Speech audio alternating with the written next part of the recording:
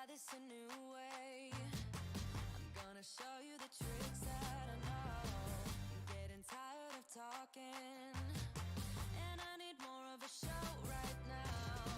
It's time that you made your mind up, 'cause lately all it ever does is change. Feels like we're only talking, going round and around, back around. I will fight like no other every day. I won't stop like the others.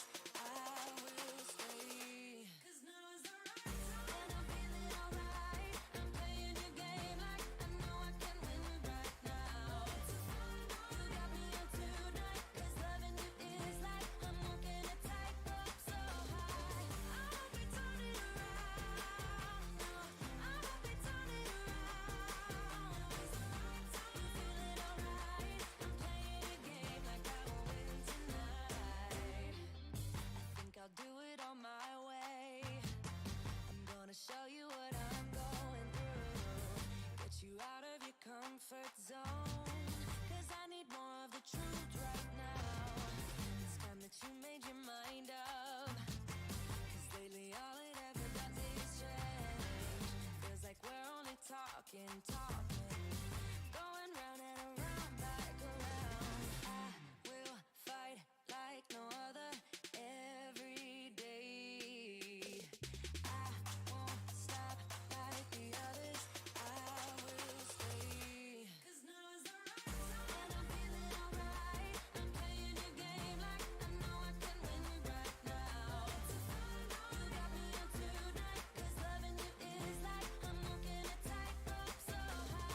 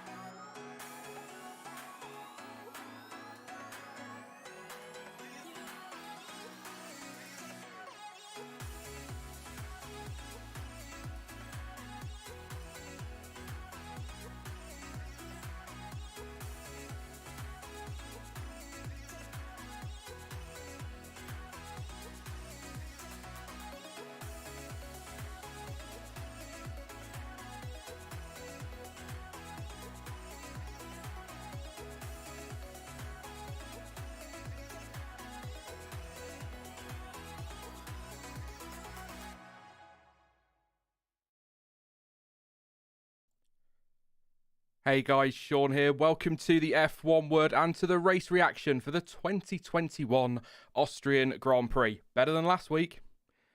That's a great way to kick off the stream. That's it. That's my full review. Better than last week. Couldn't have been much more uneventful. Lots of controversy today, particularly around turn 4. Of course, we'll be digging into that very, very shortly with Dan. Hope you're all okay. I'm pretty sure most of you enjoyed that one. It was a good one. Well, I say most. If Twitter's anything to go by, there are certain fan bases who are not very happy at all. Indeed, James Rich it is, but I'm not going to say the words. Simple as that. I'm not going to bring this stream down to football levels just yet. Yeah, good race. Good race. Sorry about that. Good race, but yeah, I've come out a bit annoyed, but we'll get into that in just a moment. We'll kick off with the race result as we always do, super quickly. Max Verstappen. I'm going to put the question to Dan later. Looking like his championship to lose, isn't it? Very much at the moment. Valtteri Bottas in second place. Lando Norris in third. On the podium again. Fourth place, Lewis Hamilton.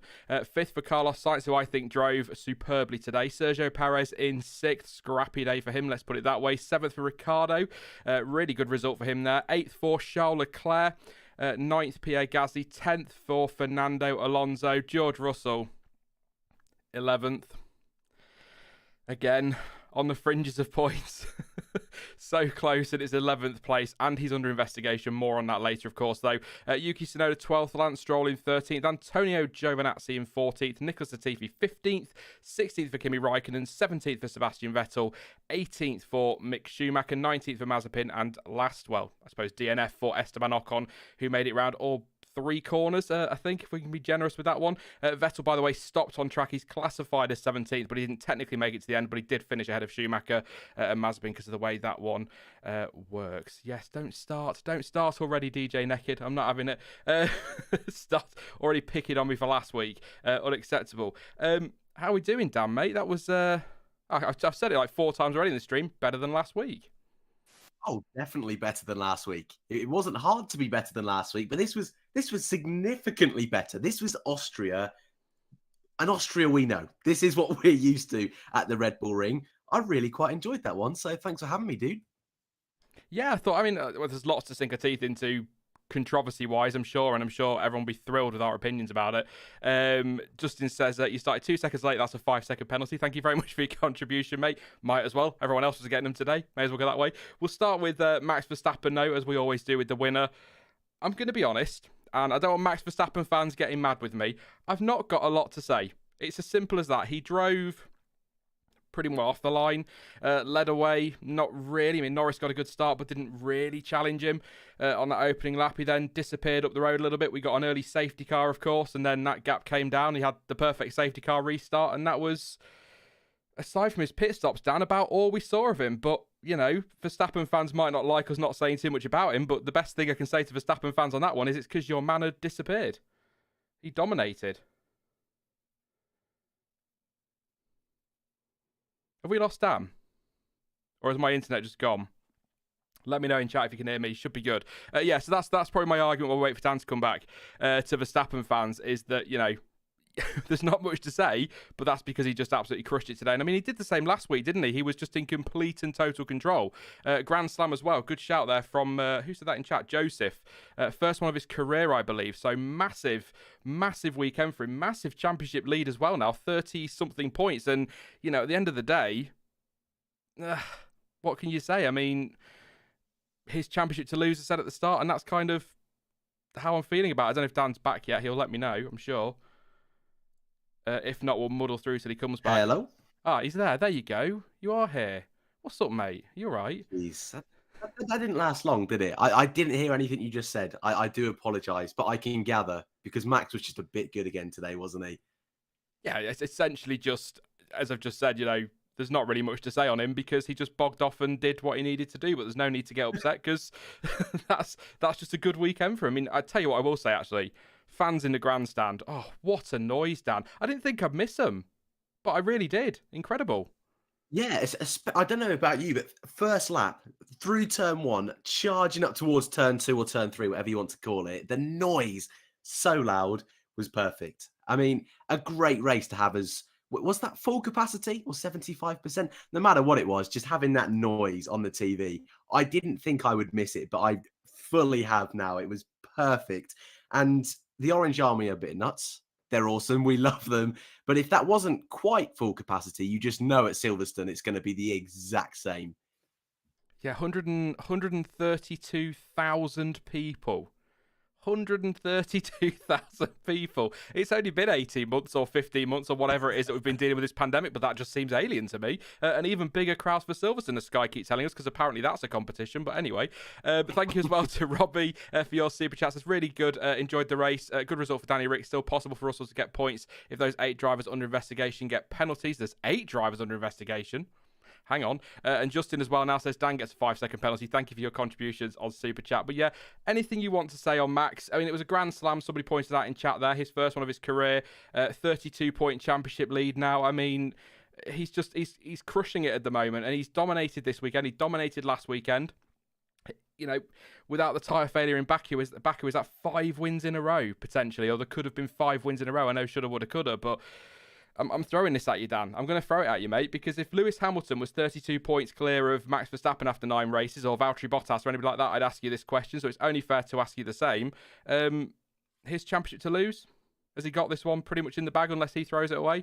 Or Red Bull throw it away? Oh, I'm going to be awkward and say we're still 1 race too early. I think if Max wins at Silverstone in Hamilton's backyard, then I'm happy to say it's Max Verstappen's to lose. But it's like we said last week, Hamilton, not only is he always pretty awesome at Silverstone, he's always fantastic in the second half of the season. He comes alive at Spa, Monza. That run of races in Asia is normally his hunting ground. And I know we had a discussion last week about Ferrari and they weren't quite there in 17 and 18, and 19 was all over the place with that engine we're not allowed to talk about.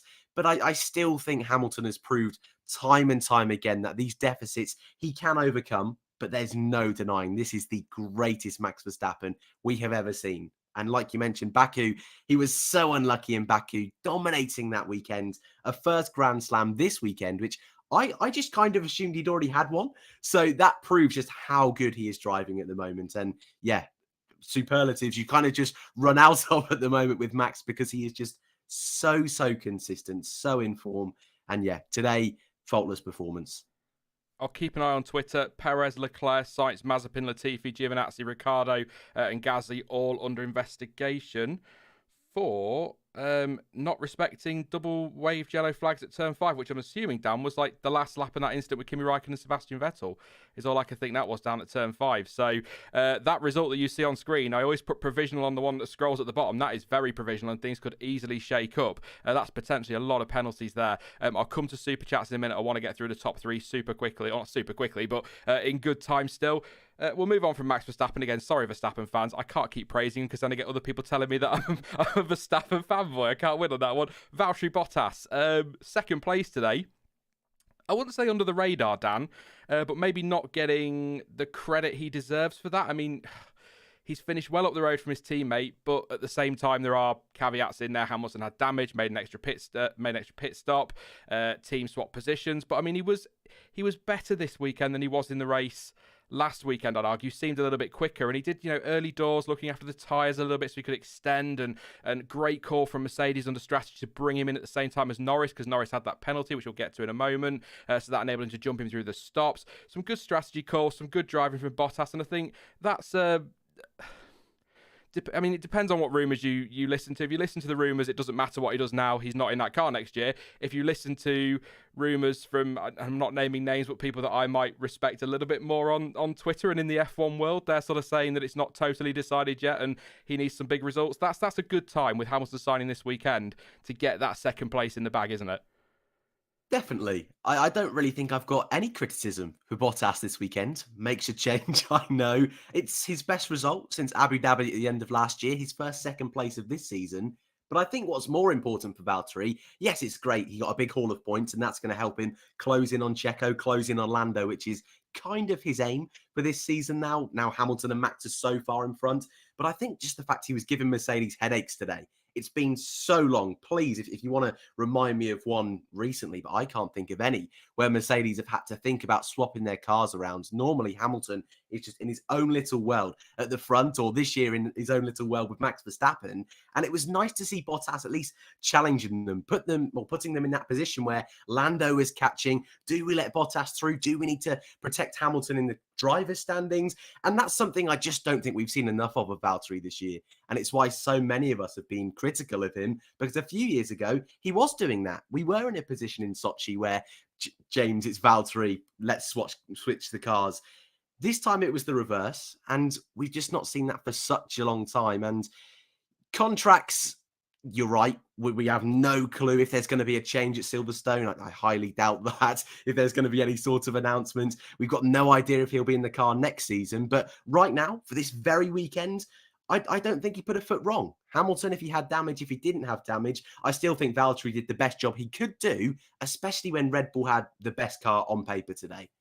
Well, the best result available for Mercedes today was second and third, wasn't it? And I think what we saw today was that, and in some ways it's nice to see, and that's not Mercedes hate, but it's nice to see them having to think and them having to sweat and make those decisions over swapping cars around, even if it is moving a 7-time world champion out of the way, because for the team, regardless of what people think with their conspiracies, the team want to win the constructors. It's the constructors that pays the money, and it's Mercedes, so Daimler, I always forget how to pronounce that, and Ineos, and whoever else is involved in that. I think Toto Wolff. For them, it's the money. That's what matters. They want to make money, and it's got to be financially viable. Certainly now with the cost cap, so they want to win the constructors, and if that means you've got to move Lewis Hamilton out of the way, you've got to move them out of the way. But it was nice to see them having to be forced into the position where they had to make that decision, and like you say, Bottas allowing them or forcing him to make that decision. So yeah, I think good day for him.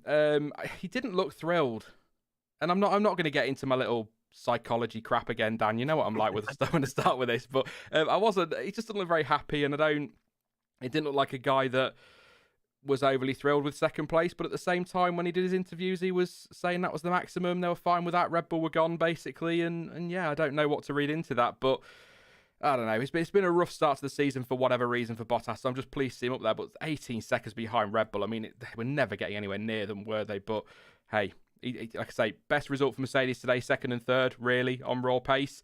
Bottas was second, so he did everything he had to there.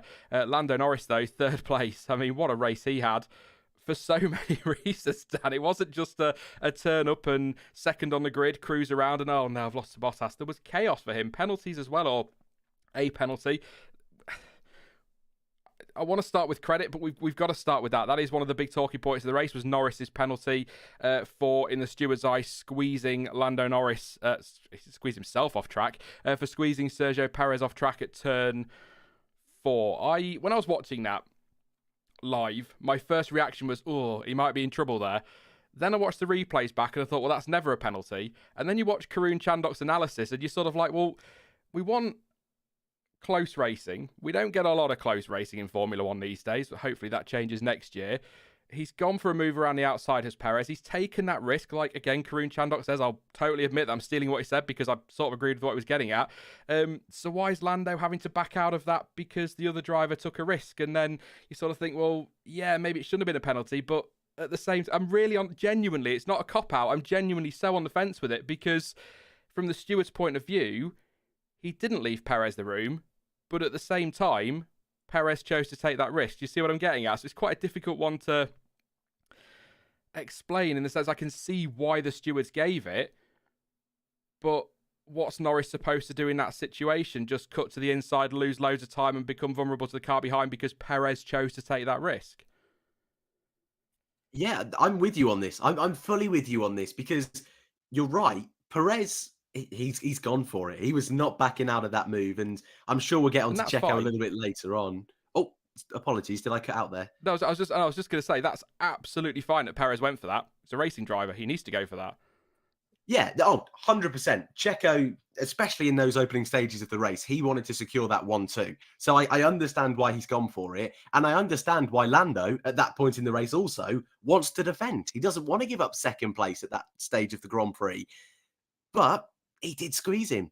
And there was plenty of room on the inside. And we did see later on in the race, Daniel Ricciardo on a few occasions, having fights with Charles Leclerc, with Sergio Perez. That one also didn't end too well, Perez and Leclerc, but where cars were doing side by side through turn 4. So I can understand why the stewards have done it. I'm with you. I'm on the fence, but I think the one factor that just pushes me towards a penalty is consistency.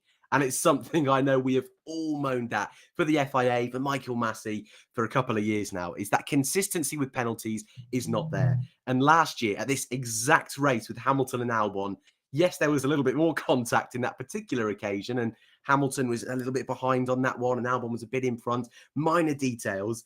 They still gave Hamilton a 5-second penalty. And I think for me, having it then and having it now is quite nice in a strange way, because in Formula One, we're so used to inconsistencies. And it was, again, nice in a way.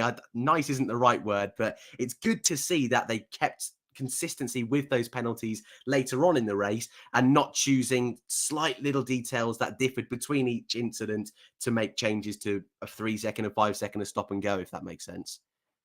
Yeah, DJ Red Raven just saying, yeah, but the stewards are supposed to do about it. If it's a penalty, then it's a slam dunk. That's what the rules say. I don't like it, but the stewards had to do it. That's kind of the point I'm making. I'm going to call you Red Raven. I'm going to leave out the DGA. I'm going to live on the edge, mate. That's kind of what I'm getting at. In the stewards, I see why the stewards had to give that penalty, but the rules are so all over the place. I swore, I'm sat here on my own screaming at my TV because nobody else gives a damn about Formula One. That's why I have a channel. But I'm sort of like, well, I thought it was if the car going for the overtake was more than halfway alongside, but Crofty and everyone on Twitter and that are all saying, well, he wasn't ahead of him. I think, well, I didn't know he was supposed to be ahead of him, but then maybe that has changed. I don't know if there's a new gentleman's agreement I missed. I was always under the impression that once the front wing was more than halfway alongside, that sort of changed the situation. I don't know. And I saw, I think it was Ryan. I did actually jot your name down. I can't read my handwriting. Ryan just saying that Norris could have backed out and slowed down. But then, absolutely, then he leaves himself vulnerable. He's not taken the risk to do that. Why couldn't Perez have slowed down and backed out of it? It's such a weird one. But for me, that's not the contentious one. And we're going to talk about Perez in a bit. I think... Well, it is contentious because I'm on the fence about it. I'm just very... I can see why it was given, but I think if we're going to have racing... I'm one of these that is a big advocate when it comes to track limits of having a gravel trap there. And the drivers, a lot of drivers say the same. If there's going to be a gravel trap there, they're also going to have to look at maybe tweaking these rules or being a little bit lenient in some situations. But the FIA regulations, if you completely disagree in chat, let me know. But the FIA regulations are such a bloody mess. They're just, the stewards can't be consistent because the rules aren't consistently written. They're such a... I kind of keep coming back to this. I think it's one of the things that I think John T, it might be somebody else has said before, that, we can have a go at the stewards, but the stewards are bound by the FIA regulations, which themselves contradict themselves and are all over the place and make no real sense, or as I like to call it, the F1 word. But yeah, I don't know, but I think Norris, all in all today, thoroughly deserved his third place, probably deserved second place, really, on raw pace. I can't quite believe I'm talking about a McLaren legitimately quicker on pace than a Mercedes, potentially. I mean, what's that about, Dan? What's happened to the world? What has this what has this pandemic done to these teams? Completely ripped it all up. And bearing in mind that aside from a few tweaks to these regulations, it's completely messed things up in a good way, mixed things up. Whereas next year we've got a massive rule change, so maybe we should bin that off and just make a little tweak again next year that might knock Red Bull back a little bit and bump other people up. I mean, amazing that he's there on raw pace. Yeah, and you're right. I don't think any of us were expecting that big of a shake-up this year. We thought maybe one or two teams in that midfield may move around, but not McLaren on occasion fighting for second place, like you say, on raw pace and almost nicking a pole position as well. That's so impressive. And Daniel Ricciardo, bless him, he's still struggling at the moment, though points today proves that in race conditions, he's still got it. He still knows what's to do. And when he's fully up to speed, he's going to be on it with Lando Norris. And Norris this season has just been on fire. This weekend, right up there with one of his best of the season. And there was a stage in this Grand Prix. Yes, the penalty was not ideal. And that 5 seconds he had to take during his pit stop really took him out of contention in that middle phase of the race. But I think what was more impressive is that all of the commentary this weekend was watch out for those Ferraris. They're going to be pushing forward. Norris is really going to be under threat from Carlos Sainz. And Sainz did a great job. I'm sure we'll get onto him in a moment's time. Another awesome weekend for him. But Lando was just never in that group. He was never fighting with the midfield. His eyes were fully focused on the two Mercedes, which is such a refreshing change for Formula One. It's been so long, too long, since we've seen McLaren legitimately being in that position. And I think the fact that he was able to overtake Hamilton, yes, he had his issues, but also stick with Bottas, probably being the more impressive of the two, is just such a good drive from him. I would argue probably his best podium, because we didn't have that mid-race safety car. We didn't have any incidents that caused Lando to go flying up in front of cars that lost out because of retirements or anything like that. A really mature drive. And I know I've been critical of Lando before, saying he just needs that little bit more consistency.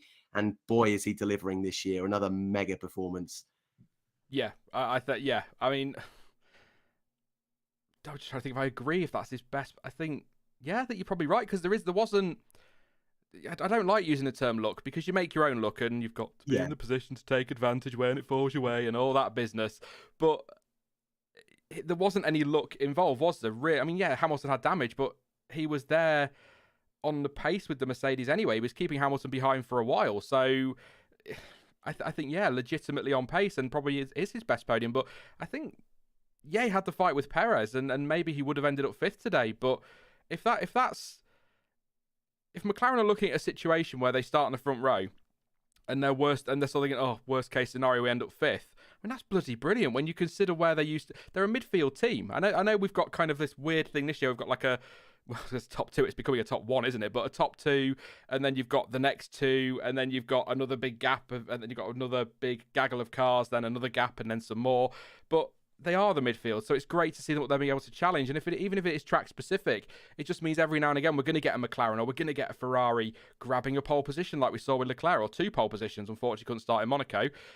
Or Norris grabbing that podium, and hopefully Ricciardo getting up there as well. And Sainz is driving brilliantly. And Ferrari and McLaren are far enough clear of the rest of the field that they can gamble on strategy, that they can take risks in defending, they can take risks in overtakes and not have to worry too much, but they're close enough to the front two teams that they can make them sweat every now and again. And I love that. It's brilliant. And it's not Norris and British and all that crap. It is just seeing McLaren and Ferrari close enough to challenge the top two. And I think if they were developing this year at normal rates, we might even see a top four come the end of the season, battling for consistent wins and podiums every weekend. That'd be amazing. But that's obviously all complete and total speculation. I'm going to do super chats in a second. I'm going to throw this to chat. I've seen Red Raven come back to me on the rules thing. Makes a very good point that actually, in this case, the rules weren't weird, because you can't force another driver off track. And this is what the question I'm going to throw to you on the Norris penalty is.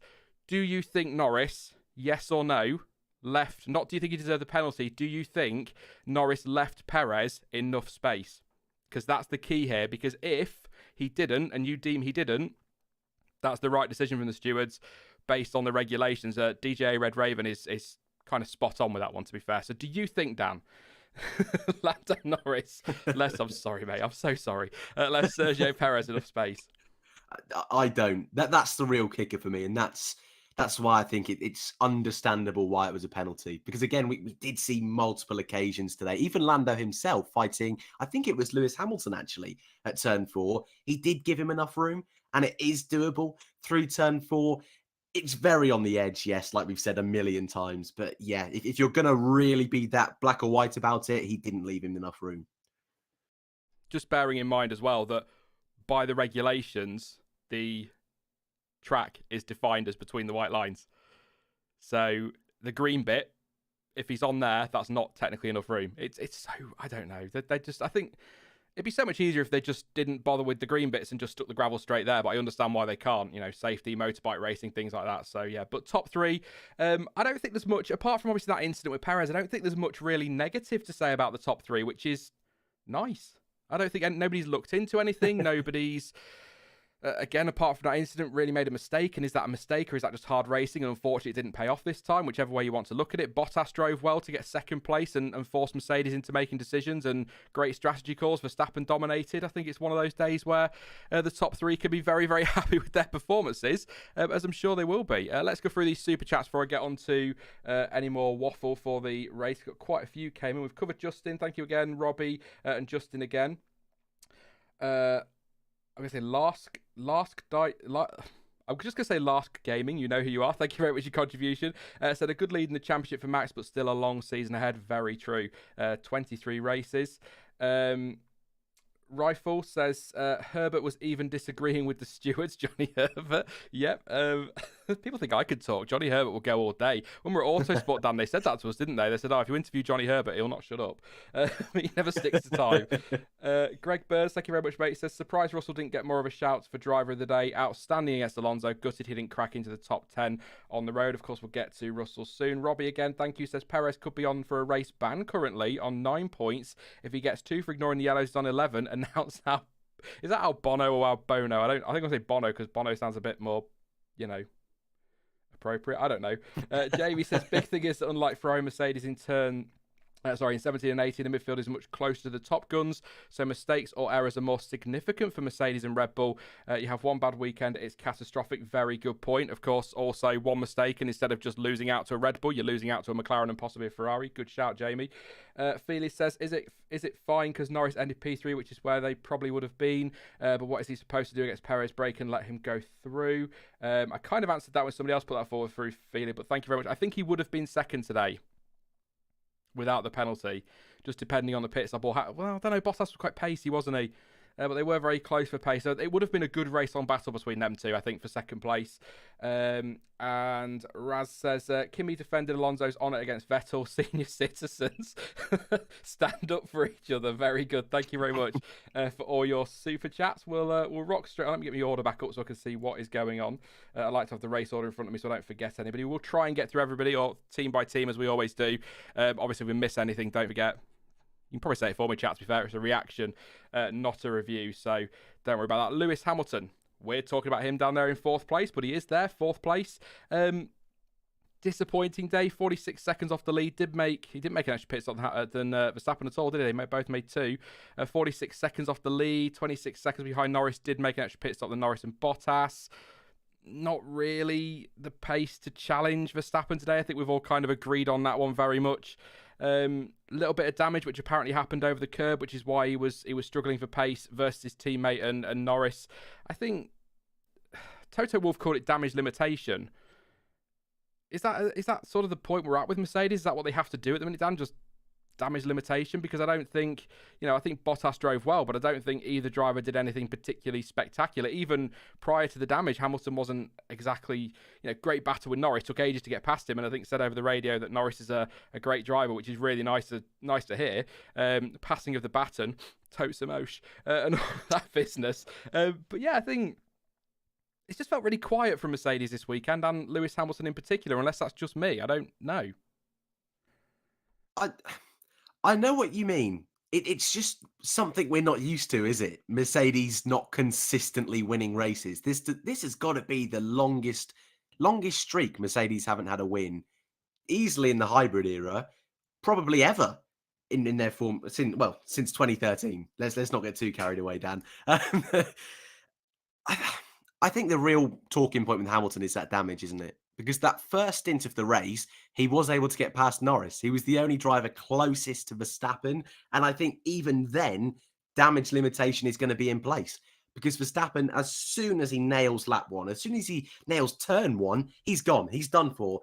Unless there's going to be a bit of rain, that probably Mercedes and Hamilton were keeping their fingers crossed. Unless there's going to be any kind of mechanical issue, you're expecting Verstappen to win.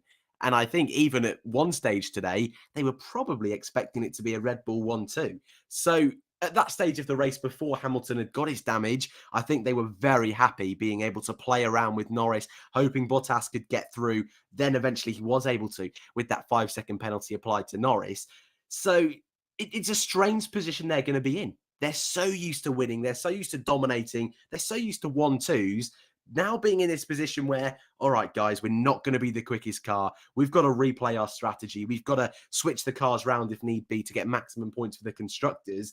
It's not only an alien position for them to be in, it's a strange position for us as fans to witness.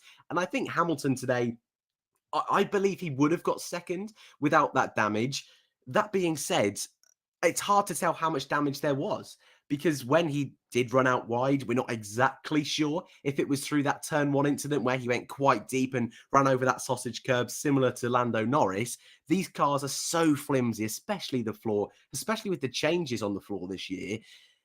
It's a big gap he's ended up to with Bottas, and that's why I'm questioning myself at how much that damage has affected that, because we know how good Hamilton can be. We know he wants this fight. He signed a new contract this weekend. He is ready to take the fight to Verstappen.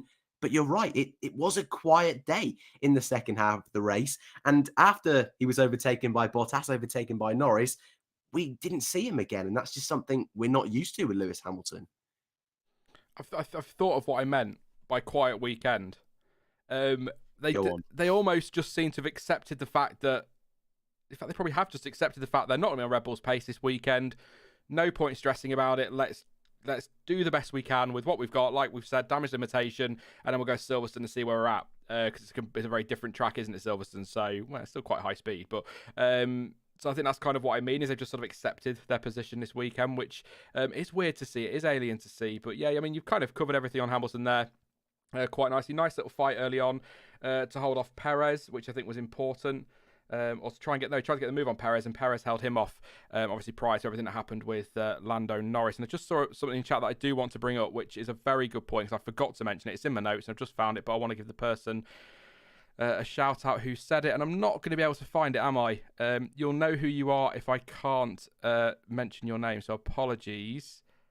There we go. SP Dodger. A lot of talk about did Lando leave room, but don't forget Christian Horner felt it was just a racing incident during the broadcast prior to the investigation. That's a very good point. Christian Horner, you know, the guy whose driver came off worse in that, said it was a racing incident. I was more talking about, you know, the rules and leaving space and things like that. That's why the FIA felt they needed to give the penalty, obviously. But, yeah, interesting point on the Christian Horner things. Thank you for that. So, yeah, but just a really quiet weekend for Mercedes all round. But, you know, second and fourth, we've said this before, Dan, about so many situations, you know, usually about the midfield and how these results can be so important. But if we look back at the end of the season and Hamilton wins the championship by a handful of points, or Mercedes win it, and it turns out that what happened this weekend was what did it, or could have done it, then, you know, they're going to be very happy with that result. But they didn't seem to. I mean, Bottas seemed quite flat, but I don't think Toto Wolff seemed overly down. He says morale is very high in the team. It's just it's very weird seeing Mercedes down there. It's great to see them challenged, and it's great that we've got a title fight, but you kind of want to see them fight a little bit more. But at the end of the day, with a 23 race season, it's not worth taking stupid risks, is it? And throwing away guaranteed points just because you think you should be up there on the podium. I don't know what damage there was either. It sounds like something maybe on a floor or a barge board, a little bit's come off, and that's made a difference. And we know with these cars, the way they're designed, the smallest amount of bit, you know, we saw, was it Australia 2019? Hamilton got a little bit of floor damage, and that was his race done, wasn't it? He had to just sort of settle for second place. So just the way these cars are designed. But yeah, we'll just do Sergio Perez quickly before we get to Carlos Sainz. I try to do it team by team, and I've kind of messed this up. So we'll do Perez and Ricciardo. We'll do Perez first. Sergio Perez. I don't know. He ended up sick today. Somehow, and was 7/10 away after his penalties from fifth place. So despite everything, he very nearly picked up fifth place still, which seems so weird given everything that was going on. Now, he got two penalties, one for forcing Leclerc off at turn 4 and the other for turn 6. My stance on this, genuinely, and I am fully aware before somebody comes and says something to me about this, not every single thing has to be punished. Not everything has to be investigated. Not everything has to be a penalty. But the first one on Leclerc for me is a penalty, because I feel like Leclerc is marginally ahead. He certainly seems to be more ahead, and the contact happens a little bit earlier, and there's contact as well, which happens a little bit earlier in the corner. Leclerc does try to get out of it a little bit, but there's contact there, and that forces Leclerc off the track. I think that's a penalty.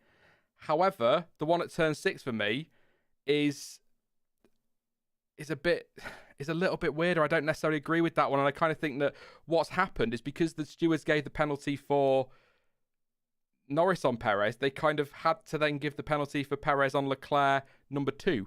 Let's call it at turn 6. I don't know how you feel about that, Dan, because it's quite... I mean, it's the stewards. What can you say? They'll do what they want. Initially, I'm going to have to take a second here, because initially when I first saw Perez and Leclerc number 2, I think that's more of a slam dunk penalty than the other one. Only because on the onboard of Perez, he's got Leclerc on the outside, and very clearly he's got a big jink of oversteer, and pretty blatantly on the replay, I thought, turns towards Leclerc. Obviously, he's not trying on purpose to slam him into the gravel, but there is a little bit of contact there. And for me, whenever there's contact and someone ends up in the gravel, someone's always going to end up with a penalty. Maybe that's just the Formula One I've got used to over the last couple of years, because even the first Perez and Leclerc number 1 had a bit of contact as well, didn't it? But I think you're right. That precedent that was set with Norris, both of them always were going to be a 5-second, because I think both of them were more extreme than the Perez and Norris. It's interesting. A couple of people in chat saying they think turn 6 is more of a penalty than turn 4 was, but I think there was contact at turn 4. Leclerc's done what Perez did and gone for the same move that Perez tried on Lando, and that kind of is the risk that we were talking about earlier. But Perez has then not just understeered towards him, he's understeered right into him, and stuck him in the gravel trap, whereas the other one, Leclerc's taken a risk at a corner that's probably even less likely to be able to be done than at turn, although Perez himself, of course, made a great move there last year, but less likely to get a move done around turn 6 than you are turn 4, and Leclerc got squeezed out. So I actually think it was the other way around. So it's just quite interesting to see that people see it the other way. But I think it's all about opinions, isn't it? You're never going to get one. If everyone agreed on these things, then we wouldn't need race stewards. Oh, let's all agree. Let's all agree on things and get rid of the stewards altogether. Let's do it, everyone. No penalties for anyone. That's just how I see it. I think when there's contacts involved in that, and I don't know. It's a weird one, but just a sloppy one. Just a really sloppy one from Perez all day, and it was weird because he was really good in qualifying yesterday, got himself into P3 where Red Bull need him to be, but again, despite the fact it was sloppy, he still ended up 6th place. Got caught in the DRS train, which is why he ended up with, obviously after the Norris incident, down in the DRS train, got caught out by Leclerc with an overtake. Good move from Leclerc. That kind of forced Perez into just having one of those races where he was going to have to get stuck in the trolley train again, wasn't he? And make moves and take risks. And maybe that's what it is, having to take risks in that situation. But, I mean, 6th place is probably a terrible result if you look at the start of the race. But if you look at the end of the race, it's probably actually not a bad bit of damage limitation again, I suppose is the way to put it. Yeah, just a really strange race for him, wasn't it? A total mixed bag of a Grand Prix. 6th place, like you said, if you'd have said that to him at the start of the day, he'd probably be absolutely livid. If you tell him that after the safety car restart, he would probably be loving life. And if you told him he was going to get a 10-second penalty, still finishing 6th, that's kind of not a bad day at the office. The penalties, we've gone through them. I think both of them, for me, if you're giving the Norris one in the opening stages of the race, you've got to give Perez those 2 penalties. And though they're quite aggressive moves from Checo, I don't think that's something unnatural for Checo. Just ask Esteban Ocon from 2018. Perez is a fierce driver. That's one of the reasons Red Bull wanted him. Yes, he's one of the most consistent boys on the grid, but this man knows how to overtake. This man was one of the kings in the midfield for a reason, and it's something that Albon and Gasly weren't quite willing to do, was make those moves, make those aggressive moments when they needed to be done. And he went for it. There's no denying he went for it today. They were just a little bit too sloppy, especially when that first incident, he got a penalty. You think maybe he'd be a little bit more lenient with Leclerc on the second one. But I also understand, like we saw last weekend at this exact venue, when you're stuck in that DRS train, which Checo was for the majority of this Grand Prix, that must get frustrating. When you know your teammate is dominating from start to finish, you know you've got a great car, but you cannot pass this guy in front because of the dirty air. I can understand why you would start to think, I need to get this move done. And so for Checo today, it was sloppy. He didn't pick those right moments. There were slight little mistakes that have cost him 10 seconds worth of penalties. But like you say, 8.6th place, damage limitation, it's been a big theme of today. And with all those 8 drivers going to the stewards, I'm sure that'll come up even more later on. But yeah, a real mixed bag with Checo, because there were moments of real class this weekend, or this triple header of races, but also this weekend, 2 penalties. It's not what we're used to from Sergio. I've got to say as well, because there's an argument going on in chat, and I'm not naming names because I don't want to, because there's people in there who have followed this channel for a long time, and I want to make it clear, we're not saying Perez had a good race. What we're saying is that that's not too bad, given what he did to, frankly, if you've got kids, cover your ears, fuck his own race up. That is what we're saying. That we're not saying he had a good race. I couldn't make it any clearer. That's damage limitation, given what the position he was put in and the position he put himself in. So that's what we're saying. So that's just to make that completely clear straight away. But again, where would he have been without those incidents? Do you think 1-2 today? I'd probably say, Norris was pacey, but Red Bull had the pace. They were the team to beat this weekend. So no penalties, no drama, stays out of trouble, gets ahead of Norris early on. I know it's hypotheticals, but P2? I think so, especially considering Max did a 2-stop and was still 18 seconds in front of Bottas on a 1-stop. They could have had different strategy options there. So, yeah, I think 1-2 Red Bull. Yeah, absolutely. Danny Rick, by the way, on a search of who did have a good race and who didn't. Boom. I know it's only 7th. I know his teammate was 3rd. That's better. It's still not peak Danny Rick, is it? But it's definitely much better than last time out. And I know that he had his power problems last time that dropped him through the field. But P7 today, I think that's a really stellar result and something that's going to give his confidence a bit of a boost as well. But the only thing I will say, Dan, is without flipping straight to a negative, is I think we've had this conversation before about that's the one, that's the catalyst, that's going to kickstart his season. And then he goes on a run of a couple of races or a race weekend where he struggles a little bit. But I really hope this is the one that he can build on now, because he is a good driver. I'm not getting into that argument with people. He is, whether people like it or not. He's a good driver, but it's just not been working for him at McLaren very well. And I know unlucky last week again, like I say, but good result today. Kind of got caught in that DRS train again, didn't he? So it was always going to be tough to come through. But I think he can be... He said to Sky afterwards that he tries not to get... paraphrasing a little bit, can't remember the exact words, but he tries not to get too excited and tries not to get too down about it. He sort of tries to stay cool on it. But I think he can be moderately happy with 7th place, because it's just something to, like I say, build off. But I feel like why is he not? I want to know why he's not there with Lando. He's a quick driver who can race just about anyone, can outbrake anyone. He's so good on the brakes. Why is he not up there challenging Lando? So it's really... He's probably the biggest surprise for me, I think, Dan, this season. I've said it before. Really curious what's going on there. But, it's a start, isn't it? It's something is the way to put it. I'm just going to look from my notes while you give your first thoughts. I'm sure I wrote something down on the Aussie. Yeah, I think the big one for him at the moment is quali. Because in the race, we know that midfield, as soon as we're in the motion, as soon as we've got our order after lap 1, it's so difficult to overtake. And I think people will always go back to that Monaco race where he got lapped by Norris. But what else could he do? And it's only going to be once he sorts out quali, he starts pushing those front rows like Lando is able to do this weekend, where I think we're going to see that little bit more Daniel Ricciardo, that driver we're so used to, the honey badger, the king of the late breakers that we saw glimpses of today. I think fending off Sergio Perez and fighting Charles Leclerc, 2 of the best drivers on the grid, is exactly where he wants to be. He doesn't want to be fighting outside the points with the Alfa Romeo sniffing around him. He wants to be fighting these big boys, these big teams, for some solid points. And actually today was only 3 seconds off 5th place. I think that's a really strong drive. I think that's exactly what he needs to be doing to build that confidence. And I think slowly he will get on the level of Lando Norris. You're right. Weekend to weekend, it's so difficult to have an opinion on him because it is just all over the place. And it's something we're not used to with Danny Rick. So I'm going to hold fire a little bit on any criticism or any immense praise, because next weekend we could go to Silverstone and it's a great quali and a poor race. That bit of consistency is missing. But I do think quali, once he nails that, that's your confidence going into the race. And if there is an incident, you know that you can recover because you know you've got a good qualifying car. So I'm still like you. We know he's great. He is one of the best on the grid. That will return.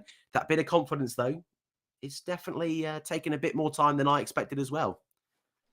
Yeah, but I'll stand by what I've said before, that I think he will turn it around.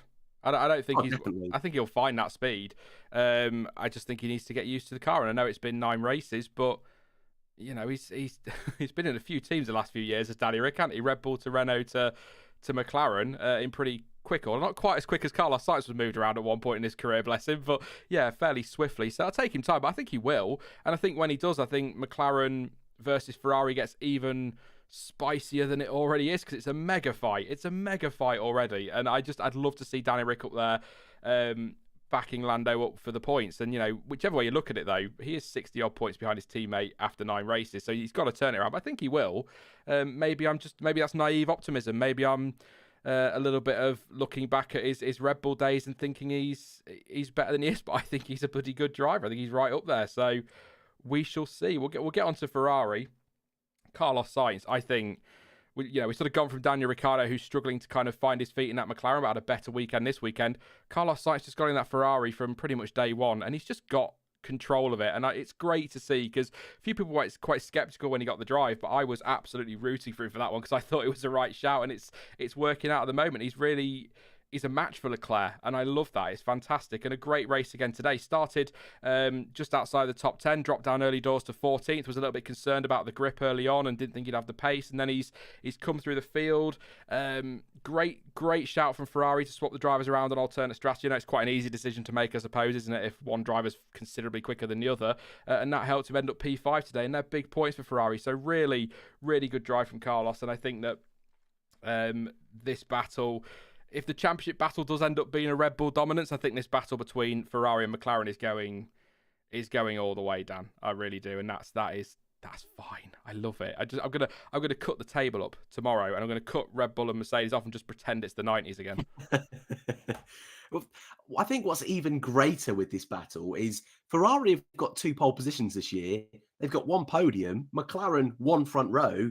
3 podiums, both of them just each weekend. It seems to be alternating which one is on it, which some of them are great in quali, and then in the race next day, the other one seems to be getting the better of the other team. It's such a great fight between the 2 of them. And again, Carlos Sainz, like you say, it has probably been the most smooth transition for the smooth operator to his new team this year. He seems to be loving life at Ferrari, and so many people were saying it wasn't the right move for him. That Ferrari, he was going to be that clear number 2. And I think he's taken that criticism and kind of just put it in his stride and gone, you know what, I'm going to enjoy my racing at Ferrari. I'm going to take what I've learned from McLaren, when he did have criticism when he went to McLaren. People said he couldn't be a team leader alongside Norris. He proved them wrong. And I think already at Ferrari, he's proving people wrong. He is showing them that he can easily be a match for Leclerc. I think I'd still say Leclerc is slightly the better of the 2. But it's good that conversation's there. It's good that one weekend Sainz can be on it, one weekend Leclerc can be on it. And like this weekend, you can have 2 drivers on alternate strategies, both of them starting outside the top 10, finishing 5th and 8th. I think that's a really good return for Ferrari today. And you know what I'm going to say? I've said it for the last 3 or 4 races. Why is the overcut so good? I'm loving my audacious overcuts this year. Seb was doing them. Now Sainz is doing them, and they're working an absolute treat. And the fact that the overcut is actually a viable strategy at the moment, I think is brilliant. And I think over the next few races, a few more teams are going to start doing that. We've seen already today, we've had a few 2 stops in that midfield, a few 2 stops at the front of the field. And I think as soon as we start getting that little bit more strategy variation that we are starting to see creep in over the last few races, I think that midfield is going to get even better. Not that it's not great already. I'm loving it this year. It's so tasty. But I think another overcut, another great result for Sainz, 5th place, starting outside the top 10. You can't really ask for much more. I found my note on Ricciardo. It might not have been a good move, but I felt the need to write it down. Rick outside Vettel T4. That's not a reference to the old Channel 4 show that used to be on a Sunday morning. Oh, I miss T4. Oh, I really miss T4. But yeah, anyway, that's something a little bit older, maybe. I don't know. But yeah, so obviously that was the thing on Ricciardo wrote down. But yeah, Sainz, I think, just seems to have come on leaps and bounds. And if this is what he's doing now, what's he going to do next year? That's the question, isn't it? I mean, he's got to be happy with that 5th place. Charles Leclerc, we've kind of talked about Charles, really, with the incidents with Perez and what we think of them. But I think, again, all things considered, 8th place, good result or okay result. I think no damage to the car. Interesting enough, I know I was concerned there was damage with the incident with Perez, but it didn't work out that way, unless Ferrari say something in a press release later, of course. But they said initially it looked okay. So, yeah, I think he'll be gutted, won't he, to see his teammate up there in 5th place. But then, to be fair, Dan, as you've just said, you said about Ricciardo. Where is he? So Leclerc was 8 tenths behind Ricciardo, who was 2.5 seconds behind Perez, who was 7 tenths off site. So it's not like he was 8th and 3 laps down. He was 8th and a few seconds off potentially a 5th place. So that's just how tight the midfield is, isn't it? It's going to come down to tenths and the odd second. Yeah, definitely. And again, starting outside the top 10, any driver is going to love points. And finishing in front of both Alpha Tauris, that went for a pretty audacious 2-stop strategy because they started on the soft tyres in front of the Alpine cars. Like we said a moment ago, it's definitely McLaren and Ferrari now that are in that fight for 3rd place. And maybe that's going to be the one that really frustrates Leclerc today. But when you've been bumped off the track twice, to be that close to securing 5th, I think he can keep his head high. And especially after last week where he had to fight his way back through the field, just keeping his nose clean, probably that's very much keeping a smile on his face today. Yeah, I'm just looking through my notes and trying again to read my handwriting. I'm going to have to do this better because it's just not acceptable. But yeah, I think the big talking points around Leclerc were those incidents. Where did he start today? He qualified 12th, so maybe started P11? No, I think he might have been 12. I thought somebody was having a chat in a minute, but I thought Science was 11th. 12th, Adam Osborne says. Thank you, Adam. And everyone else, yeah, 12th place. So 4 places in the gravel twice. 1 stop, hard tight. Yeah, I think that's not bad. And 8 tenths behind Daniel Ricciardo. Yeah, I mean, the thing for Ferrari, of course, and it's kind of the same for McLaren as well. Whatever McLaren do, Ferrari need to be there picking up the points. And then when Ferrari are better that weekend, McLaren needs to be doing that kind of back to damage limitation again and all of that business. But Ferrari have really surprised me, actually. I'm kind of a bit more general rather than just Leclerc, but their pace has surprised me on a Sunday because they've been nowhere. I suppose in a way it surprised me on a Saturday. They've been nowhere really in qualifying or not seem to have the pace, and the race pace has really come good.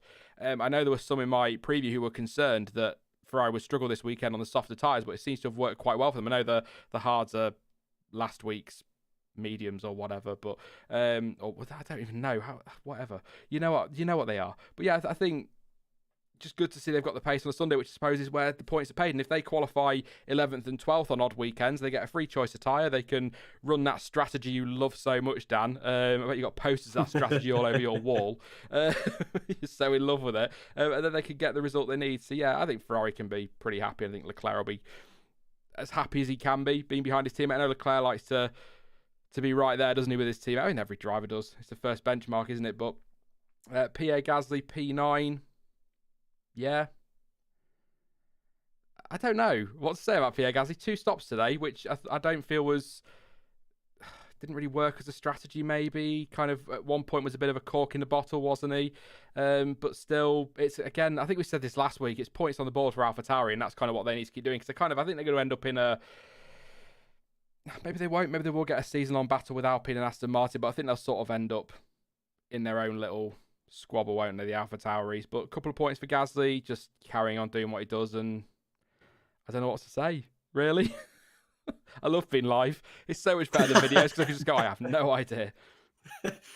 It was one of those races, though, wasn't it? For Gasly and Tsunoda, I was a little bit more eventful for the wrong reason, sadly. But Pierre just doing what Pierre does, scoring points, starting inside the top 10. I do feel for Pierre and Tsunoda, considering it was Mercedes on row 2 and then AlphaTauri's on row 3. That's pretty awesome. They must have been loving that, having the 2 Mercs in front of them off the start of the race. But starting on the soft tyres, that really boxed them in today, I think. They were always going to have to do the 2-stop. It wasn't the desired strategy. I'm not actually sure what tyres they did go on to. I would assume it was the medium then the hard, or the other way around, maybe the double hard. But either way, 2-stop, it was always going to be a tricky one for them. So to come away with 2 points, still 5th place in the constructors, that's going to be their main focus in front of Aston and Alpine. They can stay there the rest of the year. If they can keep scoring points at most races, that's impressive. When you consider why this team is in Formula One and the roots of this team, I don't think they can have too many complaints, really. But you're right, a quiet day really no driver of the day awards going to AlphaTauri, but what they need in the context of their season.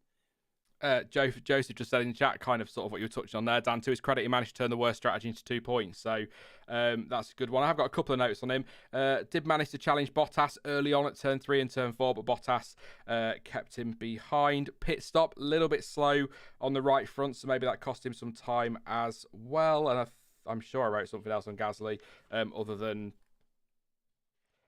why is nobody looking to sign him other than AlphaTauri? Just a driver like that available, well, not potentially available. I know he's got a 2-year contract, but Red Bull don't tend to want to contracts all that much, do they? So there might be a way out of that one for him. We'll see. Maybe a seat at Williams coming up. Don't know. Yeah, that's about all on Gasly. Well, I mean, we'll carry on with AlphaTauri and Tsunoda. I mean, bless him. I say bless him, but I probably shouldn't say bless him. I should be that's unacceptable, Mr. Tsunoda, because you did it once. Why did you do it again? But 2 5-second penalties for crossing the white line on the pit entry. So if you're relatively new and not sure on this one, to Formula One in Austria, because of the weird pit entry they've got, you have to be to the right of the white line on pit entry from that final corner. So as soon as you see that white line, you need to be inside of that to come into the pits. Otherwise, it's a penalty. He did it the first time, got a 5-second penalty. Did it again, got another 5-second penalty. 12th place. So to kind of, I don't know, did he serve one of his penalties at his pit stop? I think he must have done. Yeah, because he made a second stop after that. Time, yeah, of course, yeah, duh. And you have to serve at your pit stop, don't you, if you've still got a stop to go. So he was in the end about 5 seconds behind Russell if you take that 5 seconds off. And then if you take the 5 seconds off the pit stop, he's probably ahead of Russell and right there with potentially Alonso battling for that final point. So I think rookie mistake, first time. Dumb mistake second time, and that people say that's harsh, but if you make that mistake twice in the same race at the same point, almost identically, then we can't be too kind about the second one. But rookie error, but I think not an awful weekend for him. And he seems to be, I don't know if somebody's had a word with him maybe and said, look, just chill out a bit, learn. That's what you're here to do in your first season, and then we'll see where you're at for next year. And maybe he's just been a bit more cautious with things, but just didn't. I mean, it's just silly errors, isn't it? But costly errors potentially could have been a point. I mean, would have been tough to keep Alonso behind, but at least he could have given it a go. Yeah. I mean, there's rookie errors, and then there's rookie errors, and today was an extreme rookie error. I love Yuki. I think we all love Yuki. He's one of the fieriest drivers we've had in Formula One for quite some time, and that's great. Yesterday in quali, doing exactly what he needed to be doing. Finally, again into Q3, but finally right there with Gasly, and that's what he needs to be doing, learning from his teammates. No complaints yesterday. And considering we were here last weekend, considering he had done 3 practice sessions, he'd been here in F2 as well. We haven't had that yet in all the tracks we've been to in F1 so far this season. What a strange mistake. Well, I really was totally baffled, not only by the first one, but then to do it again. I can't imagine Helmut Marko or Franz Tost being particularly happy. I can't imagine Yuki being particularly happy with this one. It's so strange. We never see this in F1. I don't think I've ever seen it happen twice to the same driver in Formula One. So he'll definitely be kicking himself, because you're right. They were boxed in with strategy. It was always going to be a difficult race. But without those penalties, he probably would have been at least within touching distance of scoring points. And if he was able to do that, again, he's going to be able to build that confidence, build that momentum. So it's a frustrating one. I really do feel for him, but you can't be making those mistakes, not at this level of motorsport, and especially when you're part of that ruthless Red Bull Young Driver program. That cannot happen again. He needs a consistent weekend now, all weekend long, a great quali, a great race, and really crack on. I love him. He's got some great performances in him, but it was just not the one today. A race to forget, I think. He's such a quick guy. We saw that, didn't we, in F2? So much raw speed. But he's new. But then you've just made the point now that didn't occur to me. 6 practice sessions, 2 qualifying sessions, each made up of individual sessions, and 2 races and he makes that mistake twice. It's quite a weird one. I don't know, but obviously gonna be very disappointed with those mistakes. He probably, like you say, probably kicking himself more than anybody else is. Do it once, you can kind of, and I'm not letting him off. I mean, if Lewis Hamilton does that, or Daniel Ricciardo, or Fernando Alonso, then you tear them down because of the experience they've got. But Yuki, I'll cut him a little bit more slack on the first one, but not so much on the second one. But 12th place today for him. Then the Alpine super quickly. Then I'll do some more super chats. Then we'll do the rest. Fernando Alonso, George Russell's arch nemesis, Fernando Alonso. Was it qualifying last week? Just pipped him to 10. Just pipped him for the top 10 in qualifying. So it was like, oh, Fernando, for God's sake. And then today pips him for that point. Russell is under investigation, by the way, for moving under braking. I've not seen a decision on Twitter yet. I'll keep an eye out for that and the other 11 investigations that are ongoing. If you are just joining us, 11 drivers are under investigation for failing to respect yellow flags. What I would say on that one, by the way, is technically, if the stewards want to be consistent, they shouldn't give a penalty to those 11 drivers because everyone was doing it. And that's what we got in Baku. But anyway, let's not get into stewards again. Just Fernando Alonso, experience for me there. That's what that is. One-stop strategy. Was really, really angry after qualifying yesterday, and I can understand why, being held up on his lap. All that messing about the final couple of corners. Said his race was pretty much done, but 10th place today. Again, it's that phrase again, Dan. Where has this come from? Damage limitation. When you consider after qualifying. But I think he had a great race today.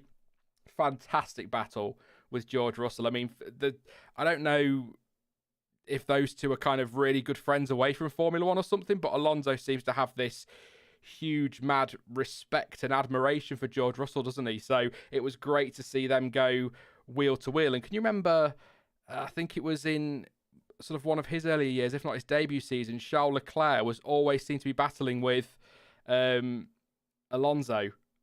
And that's kind of what I feel like. Do you remember? Am I just making that up? The Alfa Romeo when he was at McLaren, and they were kind of always battling. That's how it kind of felt again with Russell and Alonso. The old guard sort of, yeah, let's have a battle, but see you, mate. That's how we really do it. But yeah, I can't fault Alonso. I think he's found his feet in that team.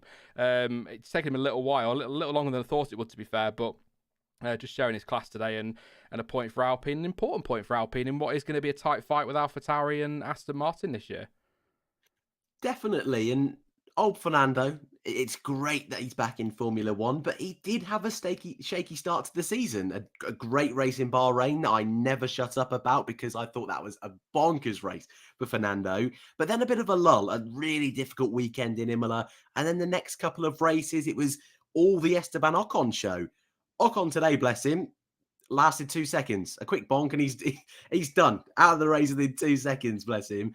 But Fernando really proving his worth, really showing why he wants to come back to Formula One, why he can be a good asset for Alpine, and why he's still got the talent to be able to perform races like today.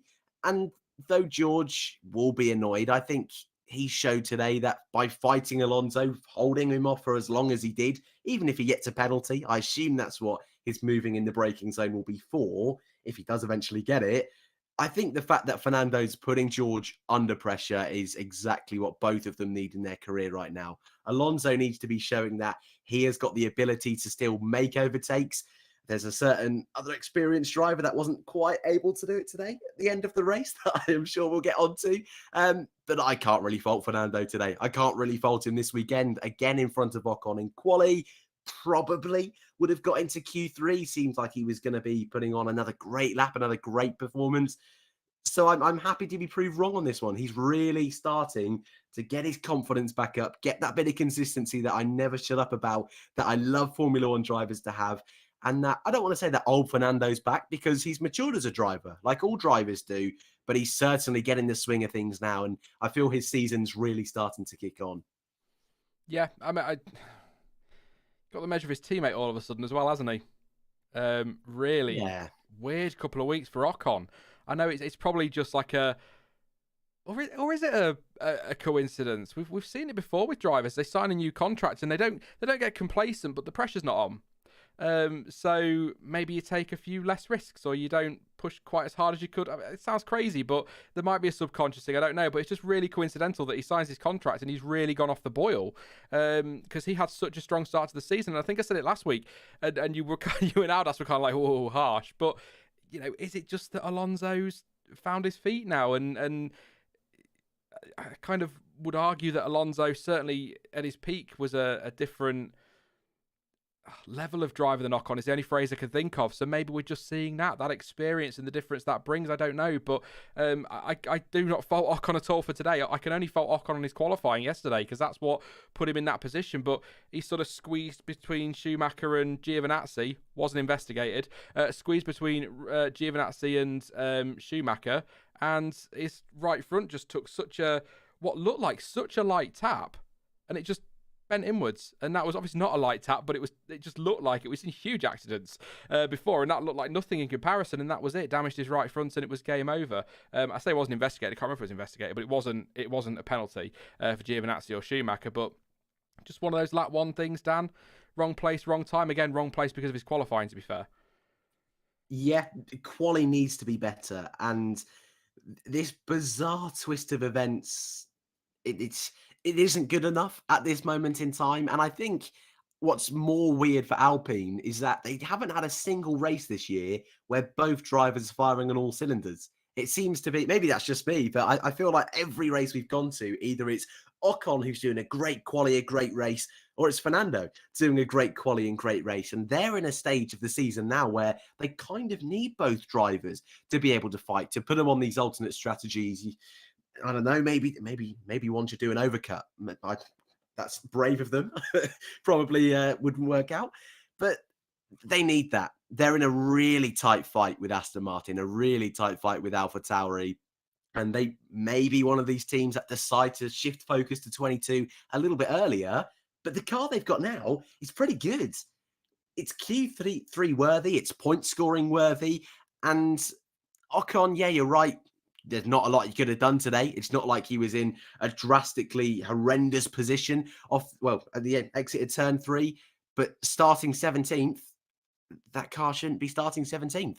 Quite frankly, it shouldn't be behind the Williams. It shouldn't be behind the Alfa Romeo of Gio, and it should be pushing for Q3. So I'm hoping the next couple of weekends, both of their drivers are going to be able to be consistent, fighting each other, because that's what the team needs.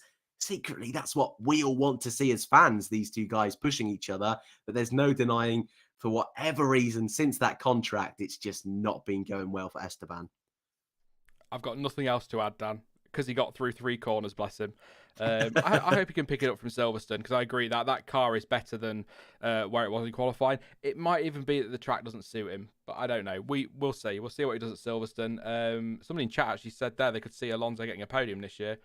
And Mark says rain, mixed conditions, etc. I could see him on the podium with a little bit. I think there'd have to be a little bit of chaos or some rain or something, but I could see him nicking a podium this year. Possibly a bold prediction. I don't know. We'll see. But I'll do some super chats quickly. Then we'll run through the rest of the field as we always do. Thank you so much to Felid. Says, all right. Does Norris finish above? Right now, does Bottas finish? Sorry. Should we start all that again? Let's start all that again. Thank you, Felid. Says, all right now, does Norris finish above Bottas? I will give $50 if you get it right. No. But I tell you what, I didn't give that as much thought as I probably should have done, because now I'm going, or could he? Do you think Norris could pit Bottas in a championship, Dan? I'm like you. My gut reaction was no.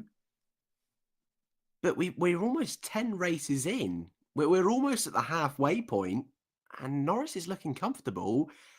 It's certainly closer than I think a lot of us were expecting at the start of the season. I'm with you. Gut reaction says no, but it's possible. I like it. And one day we might even get off that fence. Phil B, thank you for yours as well, mate. Says, I want Hamilton to win Silverstone so the UK will erupt into national pride and goes and attacks the Netherlands with everyone screaming, God save the Queen. I like you, Phil. I'd like to live in your head for a day. That sounds like a lot of chaos and fun. I think if football continues the way it's going, there'll be a lot of national pride anyway. You know, why not? It'd be good to see. Yeah. Thank you for your contributions there. Don't forget to drop a like on the stream as well. 1,200 watching, just 200 likes. I say just. Every like is fantastic, so thank you. Please do drop a like. Let's see if we can get that high. I think we got to 485 last week, so let's see if we can get that to 500. That would be fantastic. Don't forget to subscribe as well if you are new. I don't know what's coming up this week. There's a bit of me that might just take a bit of downtime. I know there wasn't much this week, but I'll let you know on Twitter. Give me a follow on there as well. Links in the description. But we will roll on to... Who have we got? George Russell. We kind of talked about him with Fernando Alonso. Very close to points again, Dan. Very, very close to points. I think 11th place. That is third 11th place finish for Williams now. So, yeah. I mean, I don't believe that. This is going to sound really awful about Nicholas Latifi. I don't mean it to sound awful, but that car isn't as slow as perhaps it is in Latifi's hands. But I certainly don't think that's a top 7 or 8 car. So the fact that he is, I think it's probably on the pace of the Alfas, the Alfa Romeos, maybe a little bit quicker. But to see him up there challenging for points 2 weekends on the bounce, legitimately on pace. There was not really any luck involved in any of it. It was just on pace. Absolutely brilliant. Got into Q3 yesterday. First time since Monza 2019, was it? I believe so. Something like that. So great. 18, because 19 was Kubica and Russell, wasn't it? They were nowhere near Q3. Yeah. They were barely anywhere near Q1, Dan. Didn't even make it to Barcelona on time, bless them. I think absolutely brilliant seeing them up there, but I think he'll be disappointed. I really do. It's 11th place, but I think he will be because he qualified Q3, started 8th. Kind of, somebody said it last week that he would go backwards in a preview, that he'd qualify high up, go backwards. I'll come to Charles in a minute. I've seen it, guys. Don't worry. Sort of will go backwards and fall into the midfield and then kind of fall away. And he did initially, didn't he? Went backwards. I think he went from 8th to 12th. And then he finds himself so close to points and beaten right at the end. So do you think, disappointed to miss out on the points, but probably thrilled to bits at the fact that he is doing all he can in that car to show Mercedes he's ready, but also the fact he's able to fight, the fact he's actually able to scrap weekend in and weekend out at the minute, and it's great to see, and it's not a British bias thing. Before you start, somebody said it last week, it is not at all. Yes, I love Williams, but I love Williams for the history, and it's great to see them up there, and if we could have Williams up there with Ferrari and McLaren, I'd be like a kid again. It'd be amazing, Dan. Stop it. You're going to get the chat too excited now. I think you're right. A point at this stage of George's career is just a nicety. He's got his 3 with Mercedes, and yes, he would love to score a point at Williams for all he's done for them, they've done for him. If this is indeed their last season together, I think everyone would love to see them score a point. That being said, it was another great race from him today. You're right. That car, I think at best on a particular weekend is the 8th quickest car. For most weekends is the 9th quickest, only in front of that very poor Haas car. So to be fighting anywhere near the points when only one car, technically, we're not counting Raikkonen or Vettel, only one car didn't finish, I think shows that the real potential that George Russell has. And I kind of brushed upon it earlier. Yes, he will be kicking himself that Fernando got through, but the fact he was able to fend him off for so long, maybe Fernando was holding back slightly, considering how good chums they seem to be at this moment in time. But George was putting his car in the right places. There wasn't any silly lockups. There wasn't any mistakes. It was always, even when Max Verstappen was lapping him, showing that awareness, risking it a little bit, ignoring blue flags, but making sure he got the DRS on the 3 straights, I think shows that he does have the potential, shows that he's a driver that wants to be pushing that car to its maximum, that's able to put his car in positions it shouldn't be in. There's no way that car should be fighting for points.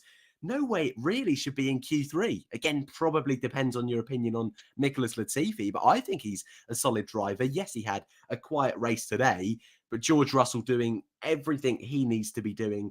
A point would have been a nicety, but I think once again, he's shown enough over the course of this weekend and last weekend that he is a top driver. I don't know. Maybe it's nostalgia. I don't know, or maybe it's a little bit silly. But I just feel like that point would just be kind of the it's not the cherry, but it's the icing on the cake, if that makes sense. Kind of like, he's driven so well for Williams. Yes, I know he was beaten by his teammate Kubica, and I think without the points from Mercedes last year, would have lost out to Latifi in the championship as well. But as a driver, you can see the raw pace. You see he's good, and you see he's doing a great job at Williams, and he's what, 22, 23, somewhere around there, and he's leading that team like he's been around for ages. I just feel like that point would just be the nice way for him to sign off at Williams if he does end up at Mercedes next year. No guarantees, of course. You know, if Bottas does that and then wins at Silverstone and has a great race in Hungary, they might go, oh, actually, hang on a minute, maybe we ought to keep him on. But it'd just be a nice way for him to sign off at Williams, whatever this season, and get that point, because it just feels like the one thing missing.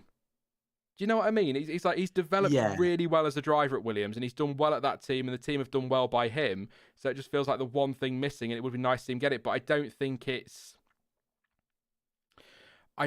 essential. I think if he scores no points this season and Mercedes want him, they'll take him regardless. It's not about how many points he scores this year. It's about what he's doing. And of course, because of their ties to Williams, they're going to have access to data, and their ties to Russell as well. So they're going to get even more information than we do. But they were chatting after the race. Were Russell and Toto, but Toto is also his manager, so could have just been asking for a pay rise. I don't know. I don't know, but yeah, not much to say on Russell, because it's just a case of I don't want to just sit here and praise him, because I think he's had a great couple of weeks. Very unlucky last weekend. Drove really well again. Fantastic to see him. We kind of talked about him with Alonso as well, fighting with Fernando. So more of the same. We'll do Latifi in a minute. Got to do the super chats. First of all, thank you to Razor says, George Russell 63, look, goes to Mercedes 2022 and they instead drop into the midfield. Also, where is Charles Edward Cheese? I demand answers. And then moments later, Charles Edward Cheese rocks up. Thank you so much again, mate. You are so generous. That's incredible. I saw somebody joking that you were single-handedly funding the channel. You're not funding the channel, I promise you that. You're not paying the bills. The money you are contributing is being put aside. I will tell you where it's going. It's been put aside because next year I want to get some equipment over the summer break and the winter to go face cam next year a little bit. Not completely. I know not everyone wants that, but get some face cam, do some vlogging, go to some races, and that money's been put aside for that. So thank you so much, mate. That's incredibly generous of you once again, and you're a legend. And I've always said it, every super chat is welcome, whether it's $1 or $500, or if you want $1 million. I'm waiting for your super chat now, Dan. I know you've got millions, mate. I wish. But thank you very much. So can we try and get to 500 likes for the stream then, please? Not for me and Dan. I always say it is for Charles. Let's try and get to that 500. Thank you very much again, mate. Thank you to Phil. Do you think Hamilton will get to 100 wins this year? I think he'll win a couple of races between now and the end of the year at least, Dan. I think 100's on for him there. Yeah, I would happily put money on that one. Even if it's not Silverstone, you've got to say at some point there's going to be some issue with Verstappen, whether that's some sort of pit lane issue, a bit of contact, reliability. I remembered the word this week, don't you worry. Hamilton, I'm pretty confident they'll get the 100. Yeah, absolutely. It's not going to F1 2021 on Xbox. I've already got an Xbox and I've already got F1 2021. I pay for that with my own pocket money. Nicholas Latifi, 15th place. Finished ahead of Raikkonen. We will get onto him in a minute. Obviously, therefore, beat Vettel because of that incident. Again, we'll talk about that in a second. Schumacher, Mazepin beat them as well. Yeah. What do you want me to say?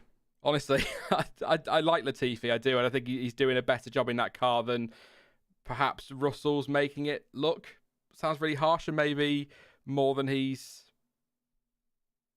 I don't know. I just think he's doing all right, but nothing amazing. But again... You know, even without the Raikkonen and Vettel incident late on, he still beats the two Haas boys, which is what the Williams needs to be doing this year. So, and he was 6.2 behind Giovinazzi, although Giovinazzi did make an extra stop. But I don't think an awful race from Latifi. I've got nothing to add. I'm not even going to throw to you, Dan, because I've got nothing in my notes. Just on the off chance, super quickly, did you see Latifi pull that amazing overtake around the outside of Hamilton for P15? Oh, I saw him pull the most incredible 3-man overtake down into turn one. No, I didn't see anything either. Just quiet race from old Nick. Yeah, he's a good egg. I like saying that. He's a good egg. It's a mum saying that one. He's a good egg. Where did we get to? So Lance Stroll, I suppose. We've done AlphaTauri. Lance Stroll and Aston Martin. Oh, where were they this weekend? 2 stops. didn't try that strategy, Dan. Didn't go for the long stint, one stop. So you'll be really angry again this week. Lance Stroll did get a time penalty, I believe, for speeding in the pit lane. Stroll, 5-second penalty. I mean, I assume that's what it means. That is not what my handwriting says. For speeding in the pit lane, so really not great. But even then, he was would have been 1.1 behind. 1.6 behind Yuki Tsunoda, so wouldn't exactly have been right on the point. Just really weird Aston Martin at the minute. And Sebastian Vettel late on, bizarre incident with Kimi Raikkonen, two of the most experienced drivers on the grid, and that happens. It's a weird one. So Kimi Raikkonen goes for this. Was he trying to pass Russell? And Russell kind of moves in the braking, which is what they're looking at as the stewards, and that sort of forces Kimi to stay just out of the way. And then up the inside comes Sebastian Vettel near turn 5, and then Kimi doesn't see him, and the two touch and they go spinning off, or Vettel goes spinning off into the gravel at turn 5. Kimi follows him and then continues. But I mean, that was a weird one so late on. I'm really surprised that Kimi didn't see him, because he was well alongside him at that stage. So just odd. And I think the stewards have looked at it. I don't know if they're given a penalty, but I'd imagine there'll be something coming Raikkonen's way for that. I know Karun Chandok was saying that neither driver are on the right line, but I wouldn't say Vettel's too much at blame there, if at all. He's not exactly turned into Kimi, has he? I haven't seen Vettel's on board, to be fair. I don't know if he is sort of edging towards that side of the track. I don't know. But Kimi definitely turns towards him. Just odd for drivers that are so experienced. Yeah, I can only really echo what you've just said. Such a strange incident. And I have seen Seb's on board, and there isn't any veering to the left. He's pretty much turning exactly where you'd expect him to. It's only Kimi that's turning a little bit too much, almost as if he hasn't seen him, but he's almost half a car in front of him, which is so strange. But it's something, maybe I'm reading too much into this, but the last couple of weekends we've seen that from Kimi, I feel. We almost had it today, where he almost ran into the back of George Russell, just chipping his front wing. And I'm pretty sure it happened at some stage last weekend too, or maybe it was Paul Ricard. But either way, it's not what we're used to from Raikkonen. Sloppy is the word I want to use, which again just isn't something we're used to. But a strange incident, and I think you're right. I think penalty points or something, maybe even a grid drop. That might be a little bit harsh, but there's no point putting time penalties on when he's already practically retired from the race. So it wouldn't surprise me too much if we did see some kind of 3-place grid drop next time out. Just something to, I hope my thing's not working properly. There we go. According to Andrew Shovlin, this comes from, I can't even say his name, Gianluca over on Twitter. That's what we'll do there. Just to Google Translate, says, according to Andrew Shovlin at Mercedes, the damage on Hamilton's car was quantifiable at around 6 to 7 tenths per lap. This also had an important effect on the car's balance and making it more difficult to manage the rear. So to whoever asked that earlier, apologies. I hope you're still here. That's your answer. 6 to 7 tenths per lap, apparently, according to Andrew Shovlin. So there you go on that one. Not much to add. I mean, I think Aston Martin as a whole, Dan, were just sort of nowhere, were they? Sort of fringes of points, maybe, but I never looked at them and thought they were going to be right up there picking up big points today. Yeah, they've had a strange season anyway, haven't they? Their car has either been a really strong midfield car or struggling to get anywhere near the top 10. And actually, I think what hurt them was starting inside the top 10. Both cars into Q3 for the first time this year. And you're right, none of them were able to do my most adored overcut. And I think that's what cost them, because it's been so effective for them in this last run of races. And like AlphaTauri, I think they got boxed in with strategy. I think they were able to start on the medium, so it was a little bit kinder to them. But either way, I don't think that Aston Martin, too many A's. Aston Martin is as good as the AlphaTauri. And I think they just got caught out by that today. And Seb, he was in the fight with Raikkonen, so would have been right on the fringes for 11th. But yeah, caught up in that sloppy incident. And Stroll, 5 seconds for speeding in the pit lane. That is a bit of a rookie mistake. I think when you're 5 or 6 seasons into your F1 career, 6 now, you shouldn't be making that mistake. But either way, I don't think that car realistically had the pace for strong points today anyway. So I'll let him off this time. No, I think you're right as well on the softs. I think that's a good point. They kind of, they got into the top 10, and obviously then Seb got the penalty for impeding Alonso, so it didn't work out that way. But at the same time, did they do the... Again, hindsight, that's what these are supposed to be. It's a reaction, not a tell you what's going to happen next week. It's a reaction, so it's a bit in hindsight, but maybe kind of did themselves over on strategy by getting through into Q3 on the softs yesterday. Maybe would have been better. I know you can't engineer a P11, but maybe would have been better just ending up sort of 11th, 12th, 13th and having a free choice of tyre and doing that strategy that you love so much, Dan, running super long and then picking up the points. So really weird one, but that one with Raikkonen, I can't get my head around it. Giovinazzi, 14th place, obviously already talked about him briefly, was involved in that incident at turn 3. It's technically turn 2. Officially, it's turn 3. On the exit with Esteban Ocon. He wasn't investigated for that. He did get a penalty, though, for overtaking, not under the safety car, but when the safety car was deployed is what the release said from the FIA. So, obviously, the safety car's come out and he's gone and done some overtaking. So, that didn't help him. 5-second penalty. To be fair to him, probably without that, and I know we're talking ifs and buts, but would have been a little bit further up, but then again, Stroll was 13th and he was 3 seconds up the road and himself got a 5-second penalty, so maybe not. Maybe 14th was Giovinazzi's spot, but I think he's doing a great job actually, Gio, in that car, and he's really taking that to Raikkonen. I know Raikkonen maybe would have beaten him today without the incident with Vettel, but he's not a million miles away, is he, Gio? So I don't know if that's... Oh, you're going to think I hate him again, Dan, but I don't. I'm just going to say, I don't know if that says more about Giovinazzi than it does Raikkonen than it does about Giovinazzi. I don't know, but I think Gio does all right. And Kimi, we've sort of talked about with the incident. He was up there, potentially fringes of points, but I don't think he'd have... He's close to Russell, wasn't he? He might have got him late on, maybe last lap or something, but I don't think he would have... It was the last lap, wasn't it? But I don't think he'd have got Alonso anyway, so no points. And I suppose... You know, Alfa have 2 points on the board at the minute. There's no difference to them between 11th and 19th, is there? Apart from the fact it's a number, really. I can't see Haas picking up 2 points. Williams have got the potential to if Russell can just get over the line with those points on a weekend. But, you know, they could be pretty solid in 8th place there. So, not a huge amount to say on Alfa. I'll come to you quickly, Dan, if you've got anything in your notes or in your head for Kimi or Gio you want to add. No, I think you've pretty much covered everything. It's another...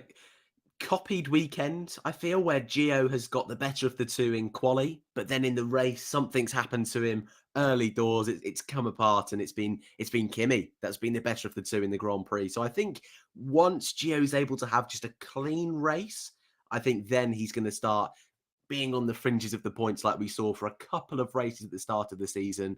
But at the same time, he's putting himself in some pretty awkward positions off the start. So maybe that needs to be looked at a little bit. But yeah, just a quiet day for Alfa. Just super quickly, they don't tend to make their decisions on driver lineups particularly quickly at Alfa Romeo, usually later in the year. But I did read an article on Race Fans today. I think it was by Dieter Renken, I'm not sure, but saying something like the general feeling is that Raikkonen is probably closer this year to retirement than he ever has been, and it could be his last year in Alfa and not going to give him a contract renewal.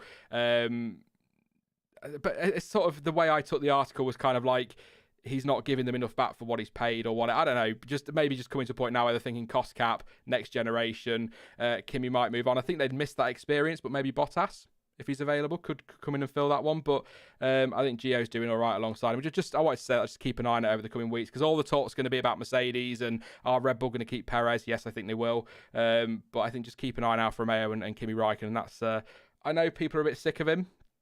I'll always love Kimi. And I actually, just on Raikkonen, I want to clarify super quickly, Dan. I've got to. A couple of people thought I was being horrible and I was hating on Raikkonen last week because I was mocking you for picking him for driver of the day.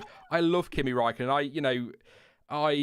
He replaced Michael Schumacher at Ferrari. He kind of took my hero seat and went and won the championship in it. And I watched him challenging in the early 2000s when he was, and I thought he was brilliant then, and I still think he's brilliant now. Top guy.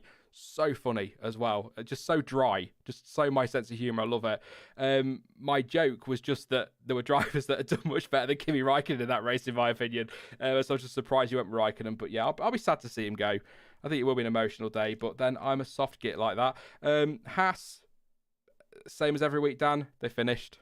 It's what they got to do, isn't it? So not much to say on that. And they didn't come close to a crash this week or come too close to each other from what we saw. So not awful. Mazepin was, I know he had an extra pit stop. It was 51 seconds off his teammate in the end, though, which is, what's the pit stop? About 25 seconds, would we say? So yeah, still away off his teammate. But yeah, finished the race. Not much to say on Haas. So, driver of the day. Let me know in chat, surname. Driver of the day. Who are you going for? Official one was Lando Norris. Who you got, Dan? Who's your driver? Raikkonen again. Yeah, right. Well, I was going to say there was about 13% for Raikkonen at one stage, but I believe the internet was doing its thing there, so I'll leave that to one side. I, to be honest with you, I've got to say Max Verstappen.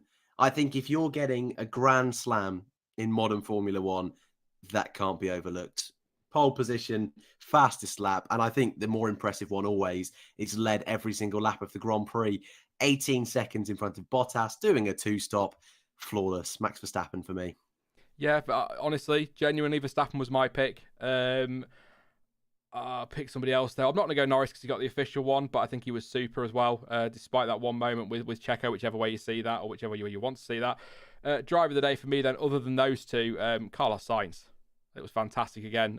Kind of not a carbon copy to last week, but came through the field, better race pace. He's beaten his teammate as well, 5th place, 10 points, pretty decent towards the end. Only 10 seconds off Lewis Hamilton. I know we're struggling, but still, and did make the extra stop, but who cares? It was, he was close to 4th place. So I'm going to go Sainz, but I think your call is spot on with Verstappen. I think the call from the popular vote is probably pretty spot on with Lando, and I think that anyone saying Sainz is spot on. I think there's some great drives today. I genuinely do. I'm just looking through the field to see if there's anybody else I think who drove really well. Russell, obviously, I think did a great job. Alonso, I think was great. I don't think quite driver of the day, but he's up there. Yeah, some good drives today. So let's see what you guys are saying. Then we'll do a little bit of Q&A. That did take a little bit longer to get through because we had to argue with people over penalties who weren't listening. Kimi for driver of the day. Says Odian. There you go. You got one straight away. Annette says Gio. I don't know if she's trolling me. She might be. I don't know. Or she's talking to somebody else. Let's have a look. So Isaac says Verstappen. Matt says Max. Tonka Toy Truck says Lando. Rusty Gusty says Norris. Nuke Dukem says Russell. I don't know if you laugh at the way I say your name, but I have to do it, or you're just going to be Duke Nukem. I might just go for that one. Adam says Science. Guardian of the Blind says Norris. Robbie says Science. Joel goes with Norris. Joseph's gone with Norris. Scroll down a bit further. Salty says Ricciardo. I think better weekend from him. Dan Philpott on his second account, the one he trolls me with, says Russell. Fanta Boy says Norris. Michael says Norris. Raz says driver of the day Michael Massey. James L says Sainz needs a shout. I've given him that shout. XML says Norris as well. Callum's gone with Max. John Norris. Russell, I've said Fanta Boys one already. Scroll down a little bit further. AOR Noodle Dougal says Norris as well. Davidus25 says Russell. Mohammed A, legend, says Van Dorn. Raul says Verstappen. Many good drivers today, but come on. No, I don't think anybody would argue with Verstappen being picked by anybody. Findlay's gone with Verstappen as well. Peter says Russell. And we'll take a couple of more. Why not? Oh no, I did the accent. I'm sorry to anybody Irish. That was terrible. I'm so sorry. I do it sometimes when I mix up my words. I just go Irish, and I'm not even Irish. I might be actually. My name's a bit Irish. Open the box says Sainz and Norris. Charles go with Van Dorn as well. One more super quickly. Let's see if anyone's gone for somebody a bit different. Liam's going to be serious. Sainz. Yeah. Jamie says Sean, babysitter of the day. Thank you very much, mate. My nephew, by the way, is 3. I don't know if you saw on Twitter, Dan. His favourite driver is Mash Verstappen. Mash Verstappen.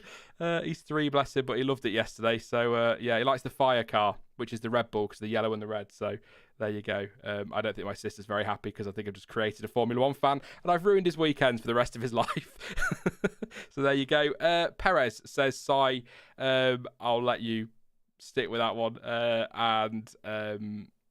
Yeah, I think lots of Russell, lots of. There you go. There's one. Jack Webb, Bottas driver of the day. Thank you very much, mate. Thank you to Sage of Lights. Apparently 11 drivers need to go to the stewards. Yes, we're keeping an eye on that one, mate. Thank you very much for your super chat. I think that's one of those, Dan, that's going to run and run. We might be a little bit of time here. Raz, thank you very much for your contribution as well. It says Michael Massey +5, +5, +5, +5. I think that's all the super chats up to date. So if you've got any questions, please do pop them in the chat. We've got a little bit of time to answer a couple. We usually steer towards driver markets. So if you're not interested in the silly season and you're going to disappear now, thank you so much for joining us. Like I say, just to cover my back, It's a reaction, not a review. So if we missed anything, apologies. But we are pretty much straight after the race. And please do drop a like before you disappear as well. We are 180 short of getting Charles, because they're not for us. We'll take the dislikes that inevitably crop up later, but try and get to 500 likes for Charles for that incredible contribution. Thank you very much. So, yeah, the one thing I will say, actually, Dan, super quickly, actually. I love saying super quickly as well, super quickly. Russell said something interesting. He said this week that whatever happens, he will have a Mercedes engine behind him next year. Now, you probably read that as he's going to Mercedes or he's staying at Williams, but Aston haven't, please don't laugh when I say this, Aston haven't officially confirmed Lance Stroll. Aston Martin, the team which is owned partially by Lawrence Stroll, haven't confirmed that Lance Stroll will be with them next year. Do you think maybe there's a possibility of Russell, the closer ties next year between Aston and Mercedes continuing to grow? Maybe Toto's had a word in the ear and said, if we don't take him, do you want him? No. Do I have to answer that one? Oh, you don't have to. It'd be nice. It's called a conversation, but whatever. Officially, AlphaTauri haven't said they're going to use Red Bull engine, so maybe AlphaTauri will be with Mercedes next year. Look, to be a bit more serious, I would love to see Russell in an Aston Martin alongside Sebastian Vettel. Just thinking about that gives me goosebumps. I think for Aston Martin that would be a great lineup. I think for Russell and Vettel that would be a great lineup. But I don't want to. But if I've got to be sensible, Stroll's there for the long run. We both think Stroll's all right. I don't want to speak for you, but he's solid. Today wasn't his best race, but he tries his best. He's been getting better and better and better. He's daddy's boy. He's in that team. I think he's a good match for Sebastian Vettel. I think they're a good pairing. I think you've got youth, you've got experience, you've got two drivers that want to prove themselves. So I don't think really they need a change. I think there's other driver lineups I would look at and think, yeah, I think Russell would be a better suited choice. And McLaren, I don't think that's going to be possible, even though they've got Mercedes engines. I like your thinking, mate. I want to be optimistic and think it's going to be a spicy market, but I think it will be Williams or Mercedes, sadly or thankfully, whichever way you're thinking. I don't think it will happen. And I agree with what people say in chat and what you're saying. There's no need to replace Lance Stroll. I think he came on leaps and bounds sort of pre-COVID last year when he got ill. He kind of fell away, didn't he? So I think he's doing a really good job in that car, and he's turned a lot of his doubters around. Plus, they can all go and abuse Mazepin now, can't they? Still leave him alone, poor Lance. But yeah, I just wondered, with the seat not been there, maybe if there was a conversation to be had, maybe even Stroll back to Williams with a bit of payment from Lawrence. But then if I owned a Formula One team and wanted my son to have a seat, I wouldn't. Then I don't have a son, but or my nephew, there you go, want my nephew to have a seat, I wouldn't buy a team and then pay another team to take him. It doesn't make any financial sense at all. Brought to you by the same guy that was absolutely guaranteeing that Pierre Gasly was going to be at Alpine next year. Well, could I spin that on you then? Shoot. Because I think the one I'm slightly questioning is Latifi, only because now Doralton have come in and all the money they've bought. Do you think that Williams still need his funding, and maybe they'd be better off bringing in a Gasly and Tictum, say, and leaving Latifi out? It's funny you say that. I was thinking about this earlier in the shower. The bathroom is where I get 98% of my thinking time done. It's brilliant. That's an image nobody needed, and I'm so sorry. But yeah, no, I was thinking about this earlier, and I think that if Russell goes to Mercedes and Williams, like you say, don't potentially need that money from... Obviously, any team can get more money, they're going to take that money. But if they don't need it to survive like Williams have in the past, although I think Latifi's doing all right, I think Williams could do a hell of a lot worse and would be in a fantastic position potentially, especially if they move up, if they take Bottas and Gasly next year. I think that is a very nice lineup. You've got Bottas's experience. He's not been there for a few years, but he knows the team. He's worked with the Mercedes engine. Gasly is impressing. I think Gasly needs to get out of the Red Bull situation. He's never getting in that Red Bull again unless Max Verstappen suddenly decides, I'm off, and then they have no choice. But I think Gasly and Bottas at Williams is a pretty stellar lineup. Like I say, Bottas experience, Gasly, someone to have in that car. What is he, 25, Gasly? Somewhere around there. So potentially a good decade out of him if he keeps going like... Kimi, potentially 15, 16 years out of him if they wanted to. I think that'd be a good lineup, but I just wonder if they want to go all out with a new lineup for next year if they have to. I just don't know. I think Latifi's all right. I think there are potentially better drivers who could bring money, who maybe would be a better bet than Latifi, but it's tough because, I mean, who have Williams got? They've got Tictum, who I think is super quick. I mean, he said himself, hasn't he, that it's probably his last year in F2, so it's his last chance of getting into F1, so maybe they might give him a chance. But if Bottas is available and you could get Gasly and George Russell goes, are you going to take Bottas and Gasly, or are you going to put Tictum in that car alongside a Bottas or a Gasly? I'd absolutely take Bottas and Gasly all day long. Nothing against Tictum at all. Everyone knows I'm way too defensive of him, quite frankly. But yeah, I don't know. I'm with you. Well, especially if you've got the choice of signing 2 race winners. I mean, that's a real way. If you're going to lose your sponsors for 2 drivers by getting rid of Latifi, that's most of their sponsors. You want to bring in 2 almost superstars of Formula One. So I'm with. I think that'd be. I think it'd be a great switch, but I think it's more financial, isn't it? That's going to be the real kicker for them if they can afford to do that. If that's their aspirations, which I'm sure it is. I think Williams, like Haas already have, probably Alfa Romeo, are going to be those teams looking to make that biggest jump.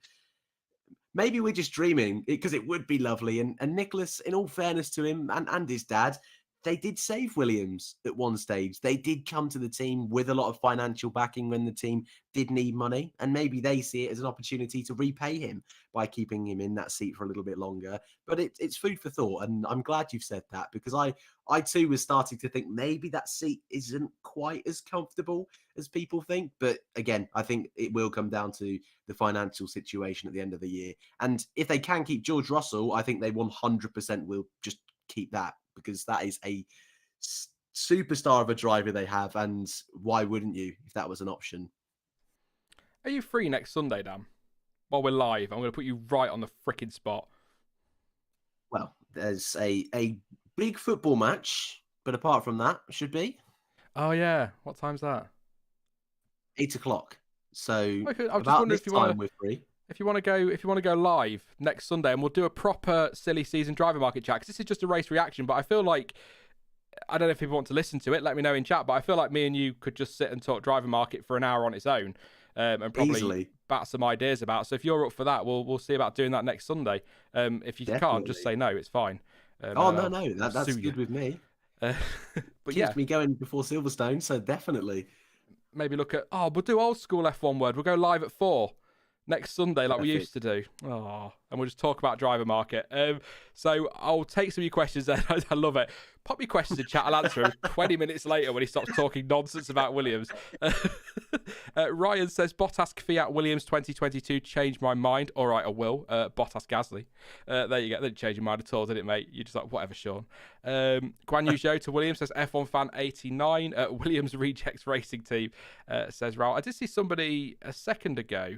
Vesk says, why would Bottas or Gasly go to Williams? My argument to that is always going to be that we don't know what's going to happen next year. Williams are fully focused on next year, and if they go the same way as, all right, it was with Mercedes power, they made the leap in 2014, but if they go the same way as that and make a big jump forward, I think it's a tantalising prospect for somebody like a Gasly in particular. Maybe not a Bottas. He might sort of think, oh, do I want to go?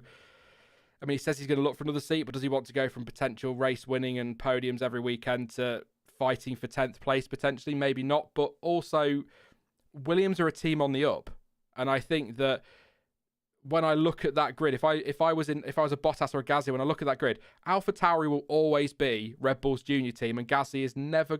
Might win the odd race, he's done it already. He might get the odd podium, he's done that already, but he's not going to win a world championship in an AlphaTauri. And if that's what he wants to do, he needs to look elsewhere. Ferrari seems to be pretty nailed down with Leclerc and Sainz, and even after that, they've got 1,000,001 young drivers they can bring up. Alfa Romeo have got the Ferrari ties, so there might not be a spot there for anybody. If you're looking elsewhere in that midfield, Williams is probably the best bet for a Gasly. He can have that team built around him and move forward. And if Bottas might look at it the same way. So that's kind of why I think that they would. Right now, no, Bottas wouldn't. Why would he? If Mercedes decided to get him out, then he's not going to go there tomorrow, is he? And be sign for Williams. That's the next best thing for me. But long term, it might be a great shout for him. So it's difficult. Like from a driver's perspective, it must be so hard to be like, oh, do I go from winning all these constructors championships with Mercedes to a team that's finished bottom for the last so many years? It's got to be such a hard call, but it's a bit of a gamble, I guess. But could you argue, Dan, that staying at Mercedes is a gamble next year because we don't know what's going to happen in 22? It's probably less of a gamble than going to a Williams, to be fair, but it's still a gamble to a point because you don't know. They could go the same way as Ferrari and McLaren did in 2009 and be right towards the back end of the midfield. Well, exactly. And I mean, only a couple of years, even last season, really, Ferrari went from race winners, pole sitters to struggling to get even out of Q1 at one stage last year was how bad things just suddenly got out of the blue. So throw in one of the biggest regulation changes of all time and anyone could be anywhere. And I think the appeal of Williams in that sense, I mean, for Valtteri and Mercedes, Valtteri's got an inside scoop of what's going on. So I think that's slightly different. But from a Gasly perspective, say, AlphaTauri, I would also throw in Alfa Romeo and Haas, kind of by default will never be the top team, especially AlphaTauri, because they're always going to be playing second fiddle to Red Bull. Whereas Williams, not so much now they've got this new partnership with Mercedes, but still for the most part, Williams, there is a chance, however small, that they could be the team like Brawn did in 2009, almost like Red Bull did as well in that same season, where they are the team that finds that one little innovation on the car that propels them to the front. Whereas I don't think that's possible for AlphaTauri. And I think Williams' aspirations as a team is very different to your AlphaTauris, to your Alfa Romeos, and it would be worth the gamble long term. I've got to answer a couple of questions. I've so much I want to say, but I'm going to save it all for next Sunday now. I'm all excited for that one. Golgo13 says, can we now acknowledge the vast superiority of Red Bull? Right now, I think they have the fastest car. I say I think. I mean, come on, Sean, think. They have the fastest car.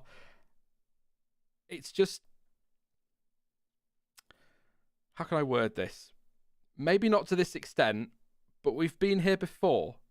And I think about 2017 and 2018 and hopes of a season-long championship fight.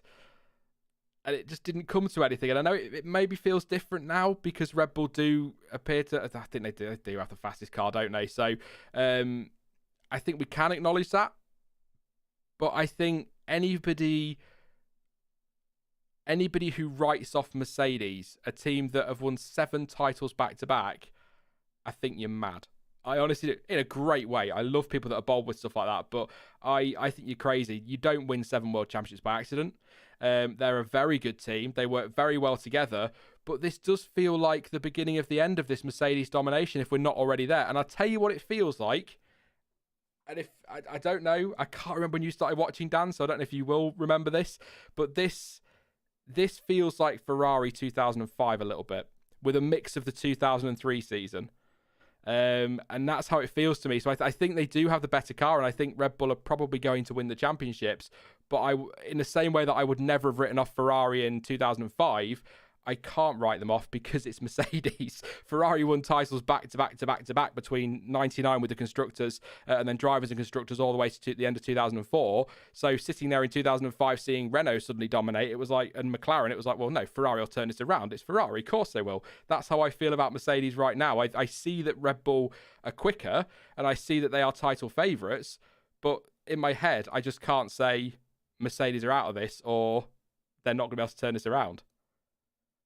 Yeah, and it's not as if Mercedes haven't won races this season. I know Ferrari, technically, you're a Schumacher or ex-Schumacher fan, so you will have a go at me if I don't remind everyone of USA 2005 and say technically Ferrari won a race that season.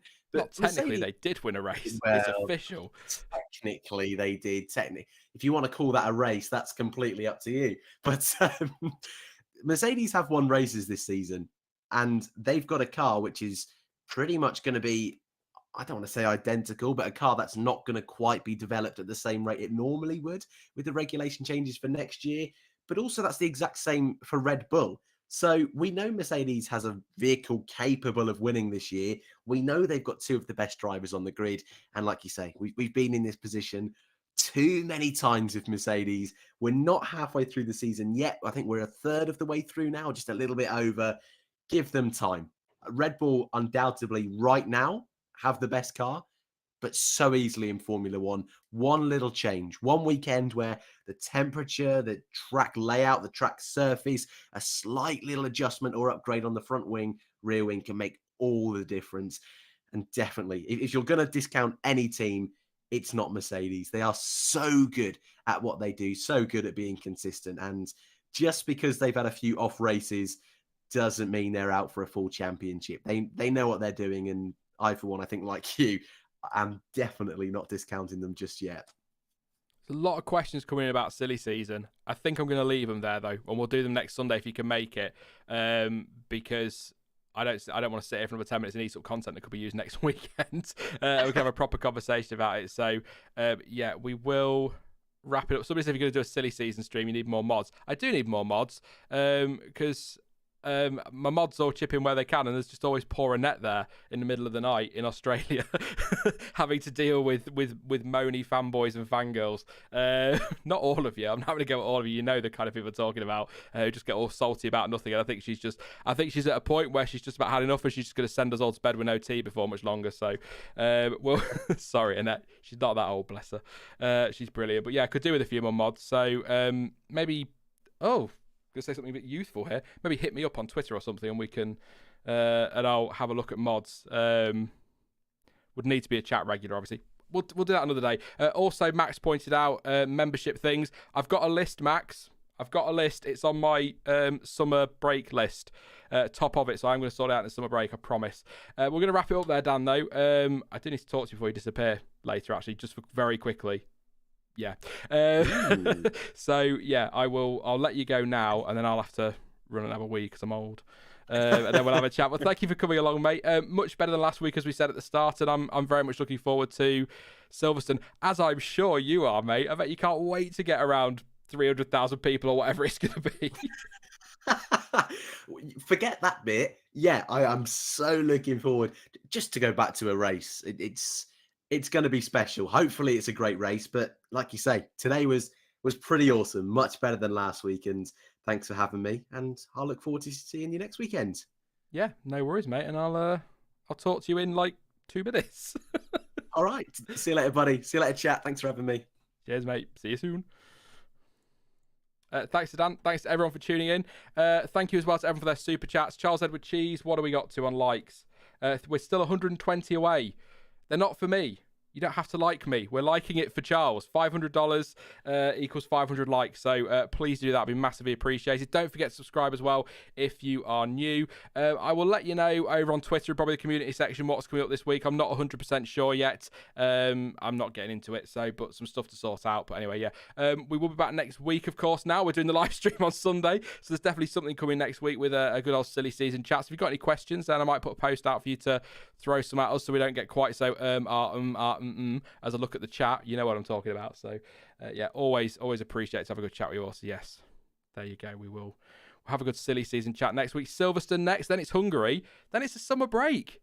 Where the hell is this year going? What's going on? This season's been so brilliant, and it might be about to turn into a Red Bull dominated season and everyone starts moaning, but whatever happens, we had an incredible opening 9 races with lots of action, so very much enjoying this season, and it's flying by, so still a long way to go, of course. Again, don't forget to drop a like, don't forget to subscribe. You can follow me on social media. Links to all of that are in the description down below. That's it, though. I'm going to go. But as ever, thank you for watching. I've been Sean. This has been the F1 Word. And until next time, goodbye.